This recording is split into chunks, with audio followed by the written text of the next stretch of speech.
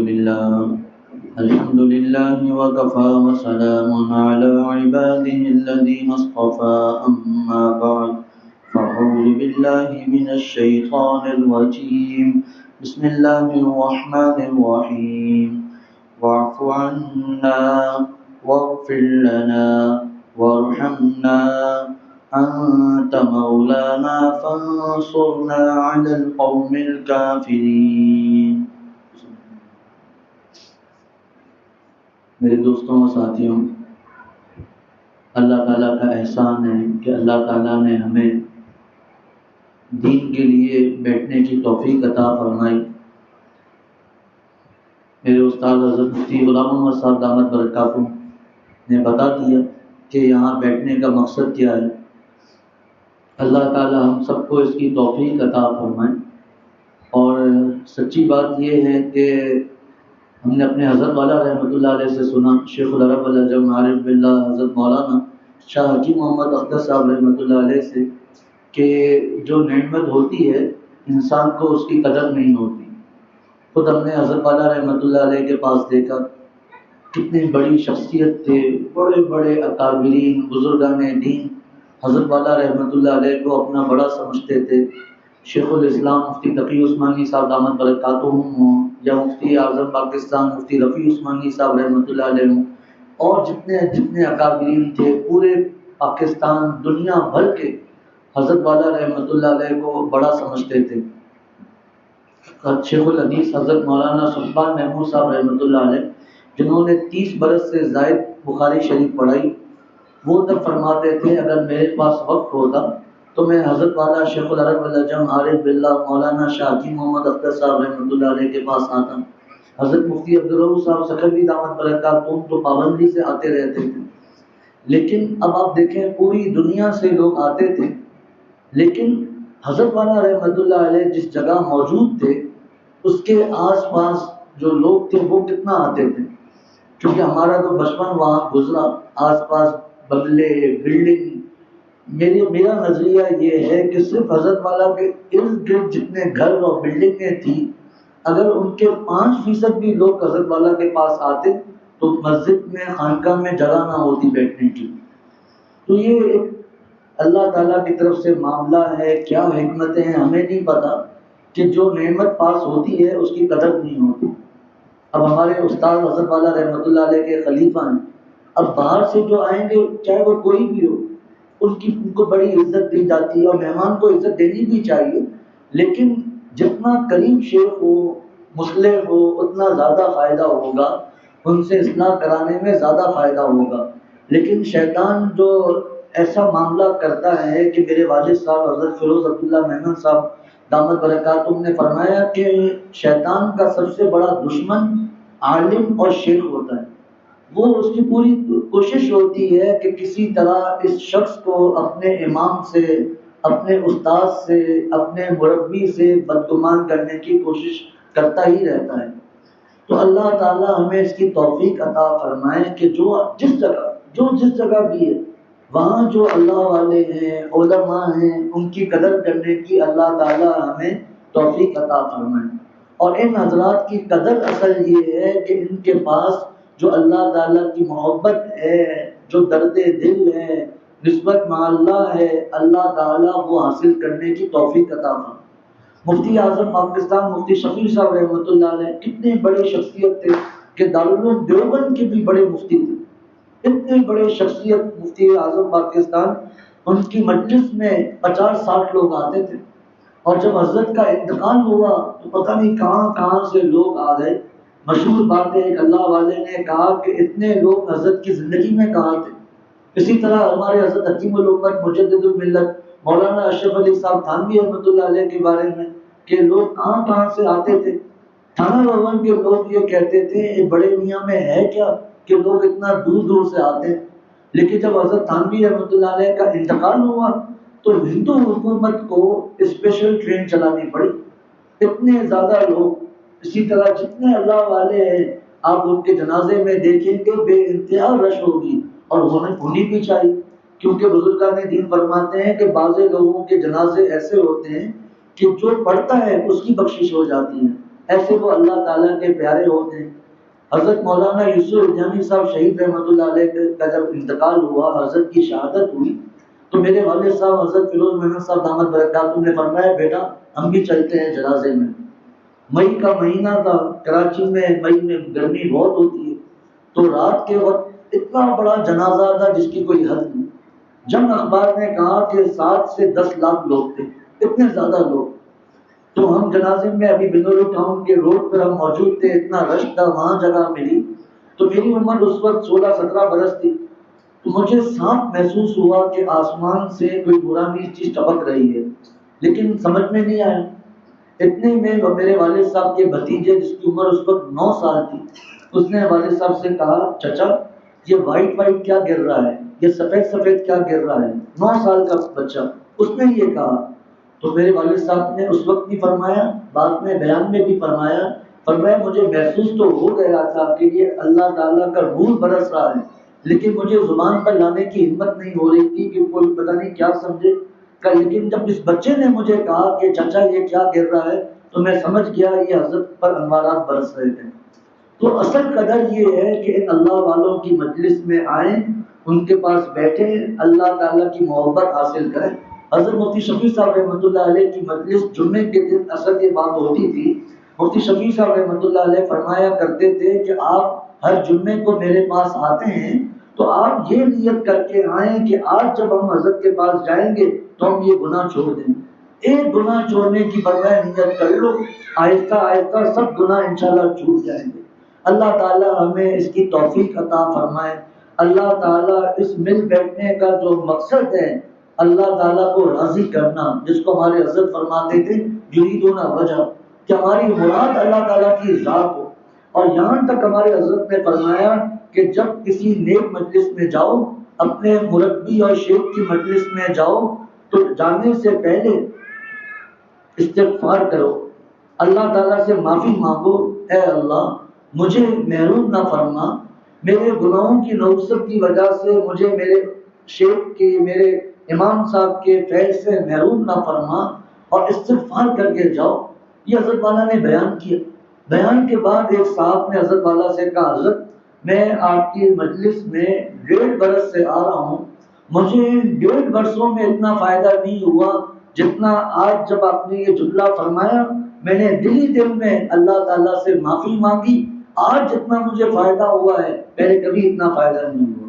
اس لیے جب اپنے شیخ کی مجلس میں آئیں، حتیٰ کہ حضرت والد صاحب حضرت شیخ العرب العجم رحمۃ اللہ علیہ، میرے والد صاحب دامت برکاتہ فرماتے ہیں بیان کرنے والا بھی بیان سے پہلے اللہ تعالیٰ سے معافی مانگے، دلی دل میں اللہ تعالیٰ سے معافی مانگے، اے اللہ مجھے معاف فرما دیجئے، استغفار کرے، توبہ کرے، اللہ سے معافی مانگے، اور اپنے آپ کو افضل مت سمجھے کہ میں اوپر بیٹھا ہوا ہوں اس لیے میں سب سے زیادہ افضل ہوں۔ میرے حضرت عارف باللہ مولانا شاہ کی محمد اختر صاحب رحمۃ اللہ علیہ نے فرمایا کہ اصل پتہ آخرت میں چلے گا، ہم ایسے رہے یا کہ ویسے رہے، وہاں دیکھنا ہے کہ کیسے رہے۔ پھر حضرت والا نے 2 مثالیں دی، فرمایا ایک آدمی ہے جس کو دنیا جانتی ہی نہیں ہے، عام سب مسلمان تھا، جب انتقال ہوا اللہ تعالیٰ کے سامنے پیشی ہوئی، اللہ تعالیٰ نے فرمایا جاؤ تمہارا سب قبول ہے۔ دوسری طرف حضرت والا نے فرمایا بڑا شیخ ہے، بڑا عالم ہے، لاکھوں اس کے مریدین ہیں، شاگرد ہیں، کتابیں ہیں، پتہ تصانیف ہیں، پتہ نہیں کیا کیا چیزیں ہیں۔ علامات ربانی میں یہ منفوذ لکھا ہوا ہے حضرت والا کا۔ فرمایا جب اللہ تعالیٰ کے سامنے پیشی ہوئی، اللہ تعالیٰ نے فرمایا تمہارا کچھ بھی قبول نہیں ہے۔ فرمایا بتاؤ کیا فائدہ اتنے بیانات اپنی قیمت لگانے کا۔ حضرت مفتی عاشق الہی صاحب رحمۃ اللہ علیہ تفسیر انوار البیان میں قرآن پاک کی آیت وَإِذْ يَرْفَعُ إِبْرَاهِيمُ الْقَوَاعِدَ مِنَ الْبَيْتِ وَإِسْمَاعِيلُ کی تفسیر میں لکھتے ہیں کہ ذرا غور کریں کہ حضرت ابراہیم علیہ السلام اور حضرت اسماعیل علیہ السلام دونوں اللہ تعالیٰ کے نبی ہیں۔ حضرت ابراہیم علیہ السلام خلیل اللہ ہیں، اللہ کے گاڑے دوست ہیں، خانہ کعبہ کو تعمیر کیا۔ حضرت جبرائیل علیہ السلام نے بنیادیں بتائیں کہ یہاں تعمیر کرنا ہے۔ فرمایا ذرا غور کرو کہ عبادت بھی کیسی، خانہ کعبہ کی تعمیر خود کی، اللہ کے حکم سے کی، اللہ تعالیٰ کے حکم سے کی۔ جگہ کس نے بتائی؟ حضرت جبرائیل علیہ السلام نے فرمایا یہاں تعمیر کرنا ہے، لیکن تعمیر کے بعد کیا فرمایا؟ ربنا تقبل منا انک انت السمیع العلیم، کہ ہمارے حضرت والا فرماتے تھے، یوں ترجمہ کرتے تھے کہ اے اللہ اس کو بتکلف قبول فرما لیجیے، یعنی کہ اے اللہ میرا عمل اس قابل نہیں، لیکن آپ کی شان ہے، آپ اس کو قبول فرما لیجیے، آپ چاہیں ہمیں یہ کرم ہے آپ کا، آپ چاہیں ہمیں یہ کرم ہے آپ کا، ورنہ ہم اس چاہنے کے تو قابل نہیں، اے اللہ میرا عمل تو اس قابل نہیں۔ ذرا اندازہ کیجئے، حضرت ابراہیم علیہ السلام خانہ کعبہ کی تعمیر کر رہے ہیں، اتنی بڑی عبادت، نبی ہیں، لیکن ہمیں سکھا دیا کہ یوں اللہ تعالیٰ سے مانگو۔ تو جو اللہ تعالیٰ نعمت عطا فرمائے، جو اللہ تعالیٰ دین کا کام کرنے کی توفیق عطا فرمائے، ربنا تقبل منا انک انت السمیع العلیم، اے اللہ آپ قبول فرما لیجئے۔ تو میں عرض کر رہا تھا کہ جب نیک مجالس میں آئیں، جمعے کا بیان ہے، جو اصلاحی مجالس ہیں، یا جیسے کوئی مہمان آئے، کوئی بھی، اے اللہ مجھے معاف فرما دیجیے، اے اللہ جو باتیں میں سنوں مجھے ان پر عمل کرنے کی توفیق عطا فرما دیجیے۔ اللہ تعالی ہم سب کو معاف فرمائے۔ میرے حضرت عارف باللہ مولانا شاہ حکیم محمد اختر صاحب رحمۃ اللہ علیہ ایک مضمون کبھی کبھار کئی دفعہ بیان فرماتے تھے، حضرت والد صاحب دامت برکاتہم سے بھی ہم سنتے کہ مایوس نہیں ہونا۔ جو آیت میں نے پڑھی اللہ تعالیٰ کی معافی کا مضمون ہے کہ ہم کتنے بھی گناہ گار ہوں، کتنے بھی نافرمان ہوں، کیسے بھی ہمارے حالات ہوں، ہم مایوس نہ ہوں۔ مایوس نہ ہو اہل زمین اپنی خطا سے، مایوس نہ ہو اہل زمین اپنی خطا سے، تقدیر بدل جاتی ہے مصدر کی دعا سے۔ فرمایا اللہ تعالیٰ سے معافی مانگے۔ میرے حضرت رحمۃ اللہ علیہ نے 4 جمعے مسلسل قرآن پاک کی ایک ہی آیت پر بیان کیا، جو بعد میں چھپ گیا ہے، تجلیات جذب، اللہ یجتبی الیہ من یشاء، اللہ جس کو چاہتے ہیں اپنی طرف کھینچ لیتے ہیں۔ حضرت والا رحمۃ اللہ علیہ فرماتے تھے یہاں اللہ تعالیٰ نے کافر اور مسلمان کی قید نہیں لگائی، فاسق اور گمراہ کی قید نہیں لگائی، عالم غیر عالم کی قید نہیں لگائی، امیر غیر امیر کی قید نہیں لگائی، ایک ہی قید لگائی، وہ ہے من یشاء۔ ذرا دیکھیے حضرت عمر فاروق رضی اللہ تعالیٰ عنہ ابھی مسلمان نہیں ہوئے تھے، کائنات کا بدترین گناہ کرنے جا رہے تھے، یعنی آپ صلی اللہ علیہ وسلم کو نعوذ باللہ شہید کرنے جا رہے تھے۔ اللہ تعالیٰ نے حضرت عمر فاروق رضی اللہ تعالیٰ عنہ کو جج فرما دیا، امیر المومنین بن گئے، امیر المومنین بن گئے، کیا انعامات ملے، صحابی ہو گئے، رضی اللہ عنہ و رضو عنہ ہو گئے۔ میں مختصر کچھ باتیں عرض کروں گا۔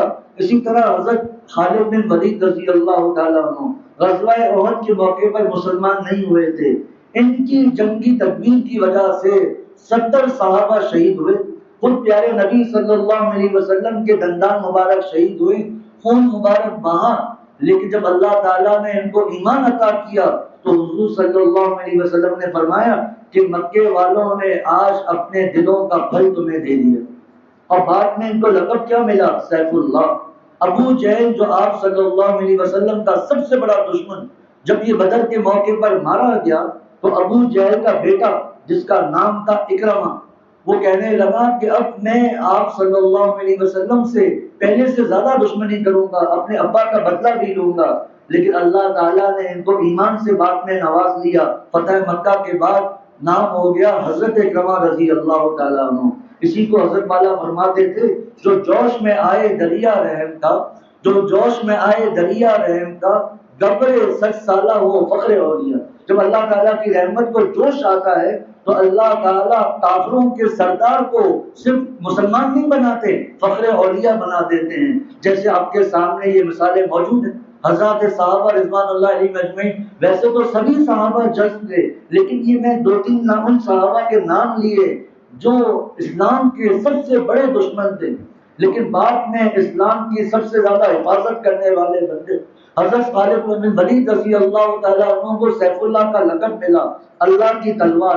مشہور بات ہے کہ حضرت خالد بن ولید رضی اللہ تعالیٰ عنہ تمنا کرتے رہے کہ کاش کہ مجھے شہادت کی موت آ جائے۔ غالباً حضرت مولانا یعقوب نانوتوی رحمۃ اللہ علیہ نے فرمایا کہ حضرت خالد بن ولید رضی اللہ تعالیٰ عنہ کو کیسے شہادت کی موت آ سکتی تھی، کیونکہ وہ تو سیف اللہ تھے، اگر وہ شہید ہو جاتے تو کفار کہنے لگتے ہم نے نعوذ باللہ اللہ کی تلوار کو کاٹ ڈالا۔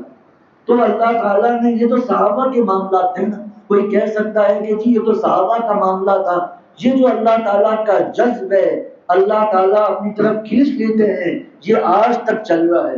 میرے شیخ عارف باللہ مولانا شاہ حکیم محمد اختر صاحب رحمۃ اللہ علیہ سے کسی نے پوچھا کہ حضرت ہمیں کیسے پتا چل جائے کہ اللہ تعالیٰ ہمیں اپنا بنانا چاہتے ہیں، ہمیں کیسے پتا چلے کہ اللہ تعالیٰ ہمیں جذب فرما رہے ہیں؟ ہمارے حضرت والا تو مثالوں کے بادشاہ تھے. حضرت والا نے فرمایا کہ یہ بتاؤ اگر 4 سال کا بچہ ہو، اس کے سامنے اس کا 4 من کا باپ پہلوان ہو، یہ 4 سال کا بچہ اپنے باپ کو اپنی طرف کھینچے تو باپ کو پتا چل جائے گا؟ کہ جی حضرت پتا چل جائے گا. ہمیں کمزور بچہ اپنے باپ کو کھینچے پتا چل جائے، ربا ہمیں کھینچے ہمیں پتا نہیں چلے گا. پھر بھی حضرت کیسے پتا چلے گا؟ تو مثال تو بتائیں. ایسے پتا چلے گا کہ پہلے روزانہ داڑھی مڈاتا تھا، اب داڑھی مڈانے میں اپنی موت نظر آئے گی. اب کہے گا گردن کٹ جائے گی، داڑھی نہیں کٹے گی. پہلے جب تک گانے نہ سن لے، فنی ویڈیوز اور حرام ویڈیو، فلمیں، گانے، ڈرامے، موبائل پر فٹ بال، ہاکی، کرکٹ وغیرہ دیکھ کر لے، اس کو نیند نہیں آتی تھی. اب جب تک اللہ کا نام نہ لے لے اس کو نیند نہیں آتی. پہلے نمازیں نہیں پڑھی جاتی تھی، فجر میں اٹھنا اس کے لیے موت تھا، اب فجر سے پہلے اس کی آنکھ کھل جاتی ہے. یہ سب چیزیں ہیں اللہ تعالیٰ اب ہمیں جذب فرما رہے ہیں. اور یہ جذب کی ہوائیں کہاں چلتی ہیں؟ یہ کونوا مع الصادقین، یہ نیک جو مجالس ہوتی ہیں یہ ہوائیں یہاں چلتی ہیں. اللہ تعالیٰ نے موقع دیا، حج و عمرہ کر کے آ گیا، رمضان کا مہینہ آ گیا، شب قدر، شب برات، اعتکاف اور جو شب برات اور جو نیک مجالس ہیں کوئی اللہ والے آ گئے ان کے ساتھ رہے. اب یہاں پر جو محبت اللہ تعالیٰ کی آئی ہے توبہ کر کے اس کو آگے جاری کریں. رمضان المبارک میں دیکھیں مساجد میں کتنا رش ہوتا ہے. ہم کراچی کے حساب سے میں عرض کرتا ہوں، یہاں کا تو ہمیں پتہ نہیں کہ عام طور پر 2 صفیں ہیں اور رمضان میں پوری مسجد بھری ہوئی ہے، پوری مسجد بھری ہوئی ہے. حتیٰ کہ روزے سے ہیں، افطار ہوا، بھوک لگ رہی ہے، لیکن رمضان میں ایسی فکر ہوتی ہے کہ بھاگتے ہوئے نماز کے لیے آتے ہیں، بچیاں بعد میں کھا لیں گے. تو بھائی ہم لوگ عبد الرمضان نہیں ہیں، ہم عبداللہ ہیں، ہم اللہ کے بندے ہیں. اور اللہ کا جو بندہ ہوگا وہ عمل کرے گا، ادخلوا فی السلم کافہ، دین میں پورا کا پورا داخل ہو جاؤ. یہ نہیں کہ رمضان کا مہینہ شروع ہوا، روزہ بھی رکھ رہے ہیں ماشاءاللہ، تراویح بھی پڑھ رہے ہیں، اعتکاف بھی ہو رہا ہے، لیکن جیسے ہی مہینہ ختم ہوا داڑھی اڑا دی. کیوں بھائی؟ ہم عبد الرمضان تو نہیں ہیں، ہم تو عبداللہ ہیں، ہم اللہ کے بندے ہیں. اللہ کا جو بندہ ہے وہ 12 کے 12 مہینے اللہ تعالیٰ پر فدا رہے گا. ہاں ہم خطا کار ہیں، گناہ گار ہیں. جب گناہ ہو گیا یا جان بوجھ کر بھی گناہ کر لیا، اللہ تعالیٰ سے معافی مانگ لے کہ اللہ مجھے معاف فرما دیجیے. توبہ کا دروازہ کھلا ہوا. تو مرنے سے پہلے جب تک سکرات کا عالم طاری نہیں ہوا، غرغرہ نہیں ہوا، تب تک توبہ کا دروازہ کھلا ہوا. یہاں سورج مغرب سے طلوع ہو جائے اب معاملہ ختم، اس سے پہلے سب گناہوں کی توبہ ہے، سب گناہوں کی توبہ ہے. ہاں حقوق العباد جو ہیں، بندوں کے حقوق ہیں، وہ تو ادا کرنے پڑیں گے. وہ تو جب تک ادا نہیں کریں گے معاف نہیں ہوگا. وراثت تقسیم نہیں کی، ابا کا انتقال ہو گیا، بھائیوں کو حصہ نہیں دے رہا، بہنوں کو حصہ نہیں دے رہا. اب حج و عمرے کر رہا ہے اور یہ سمجھ رہا ہے کہ جی میں حج کر کے آ گیا اور حج کر کے جو آئے گا وہ ایسا ہے جیسے آج ہی اپنے ماں کے پیٹ سے پیدا ہوا ہے. یہ گناہ معاف نہیں ہوگا، یہ والا گناہ معاف نہیں ہوگا. یہ حقوق العباد ہیں، حقوق العباد اللہ تعالیٰ معاف نہیں فرمائیں گے. ہاں کوئی آدمی بالکل بے بس ہو چکا ہو اس کا معاملہ الگ ہے. جیسے ابھی بیان ہو رہا ہے، وراثت پر بیان ہوا. ایک ابھی آگے عرض کروں گا انشاءاللہ. ایک ساتھی کہتا ہے بس اتنا بڑا گناہ ہے، میں تو بس ابھی گھر جاؤں گا اور اپنی بہنوں کو حصہ دے دوں گا، لیکن بیان کے دوران ہی انتقال ہو گیا. اب کیا اس کی توبہ نہیں ہوگی؟ یہ چیز اللہ تعالیٰ کا معاف فرما دیں گے انشاءاللہ. تو بڑے سے بڑا گناہ ہو ہم توبہ کریں گے، اللہ تعالیٰ گناہوں کو معاف فرما دیں گے. لیکن بات یہ ہے کہ ہم توبہ کریں. میرے حضرت عارف باللہ شاہ حضرت مولانا شاہ حکیم محمد اختر صاحب رحمۃ اللہ علیہ فرمایا کرتے تھے کہ یہ جو معافی کا جو مضمون ہے جو ابھی میں نے حضرات کے سامنے تلاوت کی، فرمایا یہ معافی کا مضمون اللہ تعالیٰ نے سکھلایا.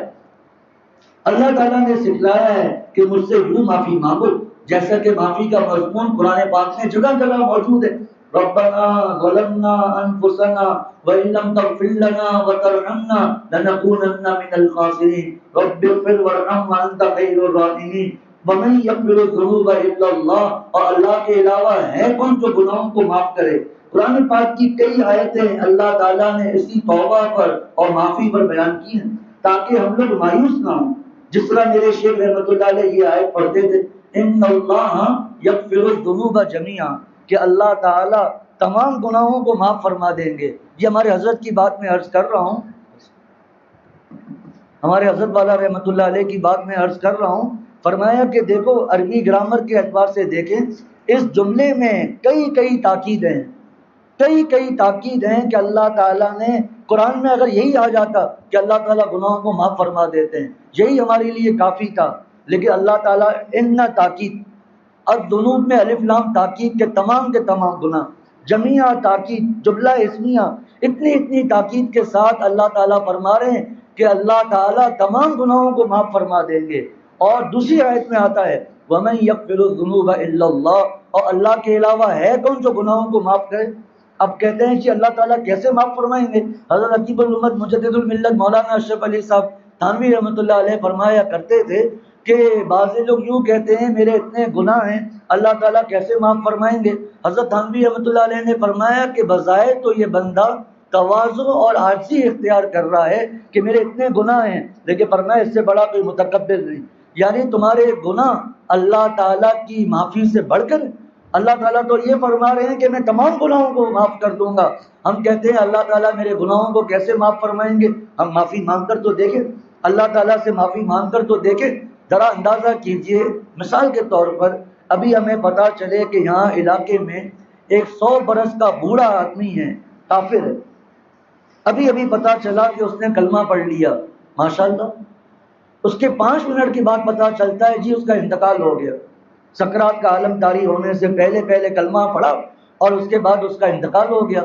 یہاں اتنے لوگ بیٹھے ہیں، آپ مجھے بتائیے وہ دوزخ میں جائے گا یا جنت میں جائے گا؟ دوزخ میں جائے گا.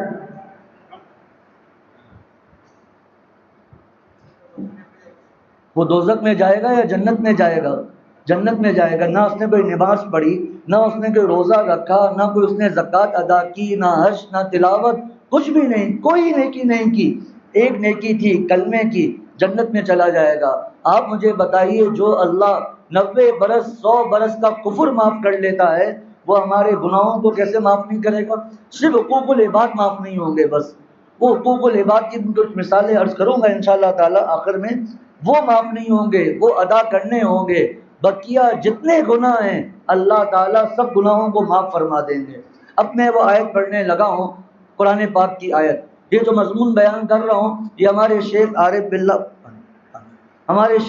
باللہ حضرت مولانا شاہ حکیم محمد اختر صاحب رحمۃ اللہ علیہ کا ایک خاص مضمون تھا جو حضرت والا رحمۃ اللہ علیہ کئی دفعہ بیان فرماتے تھے. اور یہ اس پر پورا حضرت والا کا ایک واعظ ہے چھپا ہوا، راہ مغفرت.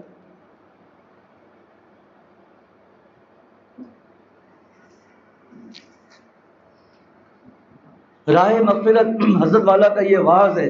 مغفرت کا راستہ کیا ہے؟ اللہ تعالیٰ سے معافی مانگنا.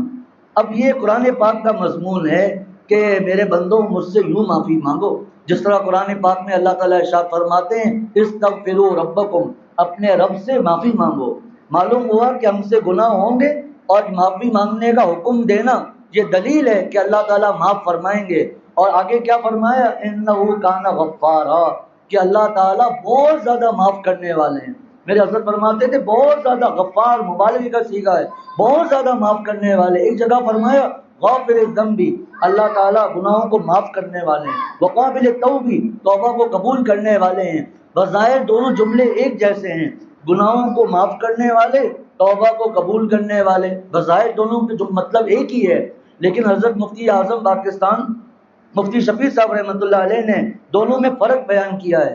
غافر الذنب کا مطلب یہ ہے کہ اگر اللہ تعالیٰ چاہیں تو بغیر معافی مانگے ہوئے اللہ تعالیٰ معاف فرما دیں. یعنی بندے نے وہ معافی نہیں مانگی، اللہ تعالیٰ نے معاف کر دیا. رحمت ایک بہانہ میں جو ہے. اور وقابل التوب کا مطلب یہ ہے کہ جب بندے نے معافی مانگی تو اللہ تعالیٰ نے اس کی توبہ قبول کی. فَيَغْفِرُ لِمَن يَشَاءُ وَيُعَذِّبُ مَن يَشَاءُ، اللہ تعالیٰ جس کی چاہیں گے مغفرت فرمائیں گے، جس کو چاہیں گے عذاب دیں گے. اس لیے روز ہمارے حضرت فرماتے تھے روزانہ اللہ تعالیٰ سے استغفار کرو، روزانہ اللہ تعالیٰ سے معافی مانگو. اور 100 مرتبہ استغفار فرماتے تھے، 100 مرتبہ روزانہ اللہ تعالیٰ سے معافی مانگنا. حضور صلی اللہ علیہ وسلم تو بخشے بخشائے تھے، اللہ تعالیٰ کے معصوم نبی انبیاء تو معصوم ہوتے ہیں، لیکن آپ صلی اللہ علیہ وسلم بھی استغفار فرماتے تھے، ہر نماز کے بعد 3 مرتبہ پڑھتے تھے استغفر اللہ استغفر اللہ استغفر اللہ۔ ہمارے حضرت والا رحمۃ اللہ علیہ نے فرمایا سید الانبیاء سرور عالم صلی اللہ علیہ وسلم نماز جیسی عبادت اور اس کے بعد استغفار کس چیز کا؟ فرمایا استغفار اس چیز کا تھا کہ اللہ آپ کی عظمتوں کا حق مجھ سے بھی ادا نہیں ہو سکتا۔ تو ہمیں کتنا استغفار کرنا چاہیے؟ کم از کم 100 دفعہ تو استغفار کر لیں۔ رب اغفر وارحم وانت خیر الراحمین، یا اللہم اغفر لی وارحمنی، یا اللہم اغفر لی، یا استغفر اللہ پڑھ کر دیکھیں، 5 منٹ بھی نہیں لگیں گے، 5 منٹ بھی نہیں لگیں گے، 100 دفعہ استغفار ہو جائے گا انشاءاللہ۔ اللہ تعالیٰ ارشاد فرماتے ہیں، یہ جو باتیں میں اپنے سناؤں گا میرے شیخ رحمۃ اللہ علیہ کی ہیں، جو ہم نے حضرت والا سے سنا، حضرت والا کی کتابوں میں پڑھا۔ نام کس لیے لیا جاتا ہے؟ تاکہ پتہ چلے کس کی باتیں، ورنہ ہو سکتا ہے کوئی کہے ماشاءاللہ بڑے عالم ہیں، کیا عربی عبارتیں یاد ہیں؟ یہ عربی عبارتیں بھی حضرت والا سے سن کر یاد ہوئی، پھر حضرت والد صاحب احمد برکاتہ سے بھی کئی دفعہ سنا، وہ یاد ہو گئی الحمدللہ۔ واعف عنا، اے اللہ ہم سے درگزر فرما دیجیے۔ یہ ایسا الحمدللہ مضمون ہے اللہ تعالیٰ ہمارے دلوں میں اتار دے، تاکہ ہمارے دل میں جو یہ باتیں ہیں نا کہ اللہ تعالیٰ کس طرح معاف فرمائیں گے، جی میرے اتنے گناہ ہیں۔ حضرت والا رحمۃ اللہ علیہ نے فرمایا کہ ایک نواب صاحب تھے، بہت زیادہ مالدار، پہلے والی زندگی بڑے گناہوں کی تھی، اللہ تعالیٰ نے ان کو بدل دیا، لیکن ان کے دل میں ایک اطمینان نہیں ہوتا تھا کہ اللہ تعالیٰ نے مجھے معاف کر دیا ہے۔ اللہ نے تو معاف کر دیا لیکن دل میں اطمینان نہیں ہو رہا تھا۔ غالباً بابا نجم الحسن رحمۃ اللہ علیہ کے پاس آئے کہ حضرت اللہ نے معاف کر دیا ہے لیکن ایک اطمینان ایسا نہیں ہوتا، ایک ڈر لگا رہتا ہے، پتہ نہیں میرا کیا معاملہ ہوگا۔ تو حضرت نے فرمایا کہ میں آپ کو اپنے 2 شعر سناتا ہوں، انشاءاللہ آپ کو اطمینان ہو جائے۔ 2 شعروں سے نواب صاحب کو اطمینان ہو گیا۔ فرمایا کہ جنت مجھے اس کریم مطلق کے کرم کا آسرا ہے، اللہ تعالیٰ کریم ہے نا، مجھے اس کریم مطلق کے کرم کا آسرا ہے، اب او گناہ کے بچے مجھے کیوں ڈراتا ہے۔ جنتیں مل گئی ہیں آہوں کی، رونا اللہ کے آگے رونا کہ اے اللہ معاف فرما دیجئے، اے اللہ درگزر فرما دیجئے۔ فرمائے نئے نئے انداز سے اللہ تعالیٰ سے معافی مانگے۔ جنتیں مل گئی ہیں آہوں کی، ایسی تیسی میرے گناہوں کی، جنتیں مل گئی ہیں آہوں کی، ایسی تیسی میرے گناہوں کی، مجھے اس کریم مطلق کے کرم کا آسرا ہے، اب وہ گناہ کے بچے مجھے کیوں ڈراتا ہے۔ ہمارے حضرت والا نے فرمایا کیا حضرت والا کے عجیب و غریب مضامین تھے، اتنا زیادہ امیدیں دلاتے تھے، اتنا زیادہ امیدیں دلاتے تھے۔ فرمایا کہ اگر ہمارے گناہ سمندر کے جھاگ کے برابر ہوں، دریا کے قطروں کے برابر ہوں، اور زمین، اور یہ حدیث کا جملہ ہے، یہ اب جو بتا رہا ہوں، زمین سے لے کر آسمان تک ہمارے گناہ سما جائیں، اللہ سے معافی مانگیں گے اللہ تعالیٰ معاف فرما دیں گے۔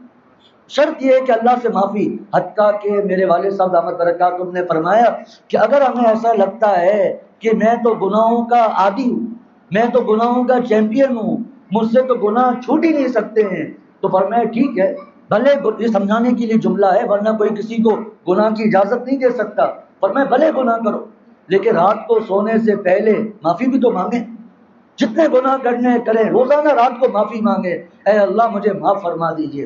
ہمارے حضرت حکیم الامت مجدد الملت مولانا اشرف علی صاحب تھانوی رحمۃ اللہ علیہ برما گئے تھے حضرت، وہاں حضرت کو پتہ چلا کہ یہاں کے جو تاجر ہیں وہ سود پر کام کرتے ہیں، سودی لین دین بہت زیادہ کرتے ہیں، حتیٰ کہ اللہ تعالیٰ معاف فرمائے انڈیا میں مسلمانوں کا ایک سیمینار ہوا اور وہاں یہ بات آخر میں کہی گئی، پورے سیمینار کا خلاصہ نعوذ باللہ یہ بات تھی کہ اللہ معاف فرمائے ہماری ترقی کی راہ میں رکاوٹ اسلام ہے، اللہ معاف فرمائے، کیوں کہ اسلام نمازیں پڑھنے کا بار بار کہتا ہے، اسلام میں سود سے منع ہے۔ شیخ الاسلام مفتی تقی عثمانی صاحب دامت برکاتہم نے فرمایا کہ ایک وقت آئے گا ساری دنیا کو پتہ چل جائے گا کہ اللہ تعالیٰ نے سود کو اعلان جنگ کیوں کہا ہے، اتنا بڑا گناہ۔ خیر حضرت تھانوی رحمۃ اللہ علیہ وہاں گئے، حضرت کا بیان تھا، فرمایا کہ مجھے پتہ چلا ہے کہ آپ کے یہاں علماء آتے ہیں اور وہ سود پر بیان بھی کرتے ہیں، اتنا بڑا سود کا گناہ ہے، قرآن اور حدیث میں تو کئی احادیث قرآن میں بھی سود کے بارے میں، تو فرمایا کہ لیکن آپ لوگ سود چھوڑتے نہیں ہیں۔ فرمایا اب میں اشرف علی یعنی ہمارے حضرت حکیم الامت تھانوی رحمۃ اللہ علیہ اپنے لیے فرمایا اشرف علی آپ کو ایک نسخہ بتاتا ہے، میں نے خود یہ مضمون پڑھا ہے، فرمایا کہ آپ سارا دن جب سودی کاروبار کر لیں دیکھیں حضرت کی تعلیمات کیسی تھی. تو رات کو سونے سے پہلے یہ جملہ کہیں کہ اے اللہ میں سارا دن، جملہ غور سے سنیے گا، سارا دن پخانا کھاتا رہا، پخانا کھلاتا رہا، اے اللہ مجھے معاف فرما دیجیے. کیوں؟ پخانے کی تو نفرت ہمارے دل میں بیٹھی ہوئی ہے نا، نام لیتے ہوئے بھی عجیب سا لگتا ہے، گن آتی ہے. بچے کے دل میں اس کی گندگی اور نجاست بیٹھی ہوئی ہے. ذرا آپ غور کریں کہ 3 سال کا بچہ، اس کو بھی پتا ہے پخانا کتنی گندی چیز ہے. کیا اس کو پتا ہے یہ ناپاک ہے؟ کیا اس کو پتا ہے بدبو کیا ہوتا ہے؟ لیکن والدین نے اس کے دل میں ڈال کر اس کے دل میں نفرت ڈال دی ہے. اسی طرح بچہ ہے، کرنٹ کے نزدیک نہیں جاتا، آگ کے نزدیک نہیں جاتا. کیا اس کو پتا ہے کرنٹ کا نقصان کیا ہے؟ معصوم بچہ 3-4 سال کا، کیا اس کو پتا ہے کہ آگ کا نقصان کیا ہے؟ کیا اس کو پتا ہے کہ یہ کرنٹ کا نقصان کیا ہے، اس سے کیا نقصان ہو سکتا ہے؟ لیکن نزدیک نہیں جاتا. وجہ والدین. لیکن اگر یہی والدین اپنے اولاد کے دلوں میں نماز کی اہمیت بیٹھا دیں، آپ یقین کریں میں ایسے بچوں کو جانتا ہوں. ہمارے مسجد اشرف، مسجد اختر میں 6 سال کا بچہ فجر کی نماز میں پابندی سے آتا ہے، پابندی کے ساتھ آتا ہے. ایک صاحب ہیں حضرت والا کے خلیفہ، ان کے 2 بیٹے چھوٹے سے ہیں، نثار نام ان صاحب کا. دونوں بچے اب تو ماشاءاللہ بڑے ہو گئے، عالم بن رہے ہیں، اولا میں ہیں ماشاءاللہ. ہمارے یہاں فجر میں آتے تھے، ابھی بھی آتے ہیں، گرتے رہتے تھے، یوں گرتے رہتے تھے. شاہ عبد المتین صاحب میرے والد صاحب دامت برکات ان کے شیخ حضرت کے، ان کو ایئرپورٹ پر پہنچایا. ہم واپس آ رہے تھے، ابھی فجر میں 35 منٹ تھے. تو ہمارے مدرسے کا ایک طالب علم اپنے ابا کے ساتھ فجر کی نماز میں جا رہا تھا، ابھی 35 منٹ تھے. دوسرے دن اتفاقاً ان کے والد صاحب آئے، بات چیت ہوئی تو انہوں نے کہا کہ فرحان بھائی اللہ کا احسان ہے، میرے والدین نے میری نماز کی عادت ایسی ڈالی ہوئی ہے کہ جب میں 7 سال کا تھا اس وقت سے لے کر آج تک میری ایک نماز قضا نہیں ہوئی ہے. 7 برس سے لے کر آج تک، غالباً 50 سال ان کی عمر ہوگی. وجہ والدین. خود حضرت مفتی اعظم پاکستان مفتی رفیع عثمانی صاحب رحمۃ اللہ علیہ نے فرمایا کہ میں الحمدللہ قرآن کی تفسیر پڑھا چکا ہوں، بیانات، مسلم شریف تو 30-40 سال پڑھائی، کون سی کتاب نہیں پڑھائی ہوگی. فرمایا لیکن جو واقعات اپنے ابا حضرت اپنے والد ماجد مفتی شفیع صاحب رحمۃ اللہ علیہ سے جس انداز سے سنا، آج بھی اسی طرح یاد. والدین کا معاملہ، والدین کا معاملہ یہ دیکھیں. اسی طرح میرے شیخ عارف باللہ مولانا شاکی محمد اختر صاحب رحمۃ اللہ علیہ کے خلیفہ صوفی عبدالحلیم صاحب رحمۃ اللہ علیہ، ان کا انتقال ہوا چند مہینے پہلے. ان کے جنازے میں گئے والد صاحب کے ساتھ، تو ظہر کی نماز کے بعد جنازہ تھا. جنازے سے پہلے امام صاحب نے بتایا کہ صوفی عبدالحلیم صاحب 40 برسوں سے میں اس مسجد کا امام ہوں، 40 برسوں سے. فرمایا کہ ایسا کبھی نہیں ہوا کہ صوفی صاحب اپنے گھر میں ہوں اور پہلی صف میں نماز نہ پڑھی ہو. 40 برس ایسے کئی لوگ الحمدللہ ہیں. یہ عام طور پر ہوتا ہے والدین سے. والدین کی تربیت جو ہوتی ہے بچپن سے، اپنی اولاد کو جب نماز کا کہیں گے، شوق دلائیں گے، اپنے ساتھ لے جائیں گے، انشاءاللہ تعالی یہ عادت بن جائے گی. وگرنہ ہمارے پاس تو ایسی مثالیں بھی ہیں کہ عالم بھی ہو گئے لیکن نماز نہیں ہو رہی ہے، خلافتیں مل گئی، بیانات ہو رہے ہیں لیکن نمازیں نہیں ہو رہی ہیں، مسبوق ہو رہے ہیں، نماز رہ رہی ہے، اہمیت نہیں ہے. وجہ حدیثیں تو پڑھ لی، بیانات بھی کر رہے ہیں لیکن وہ اہمیت دل میں نہیں بیٹھی. اس لیے والدین کو چاہیے کہ اپنے اولاد کی تربیت کی خوب فکر کریں. میرے شیخ رحمۃ اللہ علیہ نے ہمیں یہی سکھایا کہ جو بات دل میں آئے وہی بیان کرو. اگرچہ مضمون آیت دوسری پڑھی تھی، مضمون دوسرا بیان ہوا، لیکن اب دل میں آ رہا ہے والدین کے بارے میں کچھ بات عرض کر دیتا ہوں. یہ والدین کی بہت بڑی ذمہ داری ہے. ایک بزرگ فرماتے ہیں کہ والدین فجر کی نماز نہیں پڑھتے اور چاہتے ہیں کہ ہمارا بیٹا بابا باعزید بستامی رحمۃ اللہ علیہ بنے. پھر چند بزرگوں کے نام لیے. فرمایا اگر آپ والدین چاہتے ہیں کہ آپ کی اولاد اللہ والی بنے، مادرزاد ولی بنے، تو آپ کا فرض ہے کہ آپ تقویٰ میں آگے بڑھیں. میں حضرت والد صاحب دامت برکات ان کی نسبت سے لوگ مشورہ کرتے ہیں. ایک صاحب نے اپنی حالت ایسی بتائی کہ میں حیران ہو گیا کہ اگر اس طرح کی والدین تربیت کریں گے بچے نمازی کیسے بنیں گے.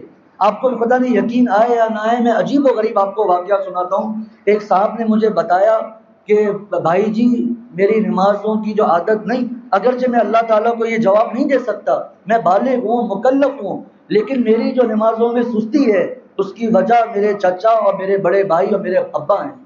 میں حیران ہو گیا. میں نے کہا کیسے؟ کہا کہ ہمارے گھر میں رشتے دار آتے رہتے تھے، خصوصاً یہ مصیبت کرکٹ میچ جب ہوتا تھا سب مل کر میچ دیکھ رہے ہیں، مرد عورت ساتھ. اب نماز کا وقت ہو گیا، میرے چچا ماموں وغیرہ نے مجھے کہا جاؤ جا کر نماز پڑھو. یہ سچا واقعہ سنا رہا ہوں. کہا جاؤ جا کر نماز پڑھو.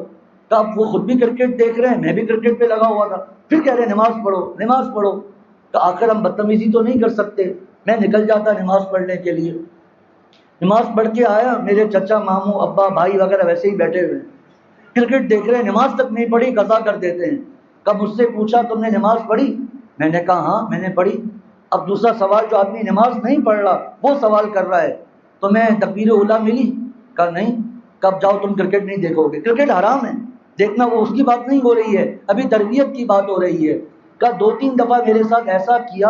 کہا بھائی جی پھر میری یہ عادت ہو گئی کہ میں نماز کے لیے جاتا تھا، اپنے دوستوں کے ساتھ باتیں کرتا ہوا مسجد میں وضو کرتا تھا اور بغیر نماز پڑھ کے گھر آ جاتا تھا.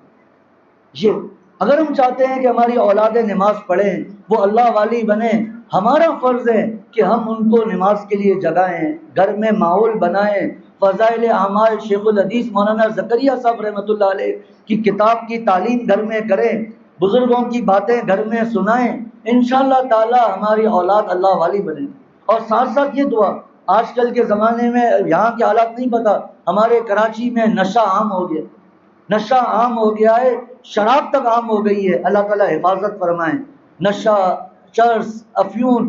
کل پرسوں ایک صاحب نے بتایا کہ میرے بیٹے کو اس کے دوستوں نے پتہ نہیں کیا چیز کھلائی، نشہ وغیرہ، 24 گھنٹے وہ ہاسپٹل میں بے ہوش رہا. 24 گھنٹے. یہ تو مضمون بالکل طویل ہو جائے گا کہ نشہ، یہ چار والد صاحب فرماتے ہیں اس کا نام بھی نہیں لینا چاہیے ورنہ نوجوان اس پہ تجسس کریں گے کہ یہ کیا چیز ہے. اللہ کے واسطے اپنی اولاد کو سمجھائیں کہ کسی کو نہ کوئی چیز کھلائیں نہ کسی سے کچھ چیز کھائیں. مجھے آپ کے حضرات کے یہاں کا حالات نہیں پتہ. ہمارے حضرت مستاق جی مفتی غلام محمد صاحب دامت برکاتہ ان کو پتہ ہے کہ ہماری سوسائٹی سملر سوسائٹی کا ماحول کتنا پاکیزہ ہے، کتنے علماء وہاں ہیں، مساجد، مدارس، خانقاہیں، 2 خانقاہیں، 2 بڑے مدرسے. اس سوسائٹی میں جس کو میرے شیخ رحمۃ اللہ علیہ نے دعا کی تھی کہ یا اللہ اس کو بستی صالحین بنا، کئی علماء صلحاء وہاں رہتے ہیں ماشاءاللہ. سے میرے والد صاحب دامت برکاتہ ان کے ہم نے اندازہ کیا تھا 200 سے زیادہ احباب ہیں وہاں پر جن کے گھر ہیں، مکان اور فلیٹ وغیرہ ملا کر. اس سوسائٹی میں تک شراب عام ہو گئی اور نشے وغیرہ عام ہو گئے. کل والد صاحب دامت برکاتہ نے پرسوں مجھ سے فرمایا بیٹا اللہ کے واسطے بچوں کو پیسے مت دے، حالات بہت خراب ہیں. اللہ تعالیٰ ہم سب کی حفاظت فرمائے. اپنی اولادوں پر نظر رکھیں وہ کیا کر رہے ہیں، کس سے مل رہے ہیں، ان کے دوست کون ہیں، کیا چیز ان کو سکھا رہے ہیں، کیا کیا معاملات ہیں. قرب قیامت ہے نا، گناہ بڑھتے جا رہے ہیں. اگر ہم چاہتے ہیں کہ ہماری اولاد نیک بنے تو ان کے لیے دعا، قرآنی دعا ہے. اچھا جس جنازے کا میں تذکرہ کر رہا تھا کہ صوفی عبدالحلیم صاحب کا، جنازے کے بعد ہم امام صاحب سے ملے، سفید داڑھی، بہت بڑے ماشاءاللہ نیک اللہ والے. انہوں نے مجھ سے فرمایا کہ بیٹا غوث قطب ابدال کی دعائیں اپنی جگہ پر ہیں لیکن دیکھو والدین جیسی دعائیں کسی کی نہیں. نص قطعی سے ثابت ہے کہ والدین کو چاہیے اپنے اولاد کے لیے دعائیں کریں. اور ہمارا کیا حال ہے کہ ہم ایک دفعہ مفتی حضرت مولانا سبحان محمود صاحب رحمۃ اللہ علیہ کی بات آپ یقین کریں میں نے حضرت مفتی غلام محمد صاحب دامت برکاتہ ان سے سنی اور ان کے نام سے ہی سناتا ہوں. ہمارے استاد جی نے ہم سے فرمایا کہ بیٹا دعائیں پڑھنی نہیں ہے مانگنی. ہم دعائیں پڑھتے ہیں، دعائیں پڑھنی نہیں ہیں مانگنی ہیں. پڑھنا کیا ہے، اے اللہ میرے اللہ بیٹے کو اللہ والا بنا دے، اللہ والا بڑھ کے چلے گئے.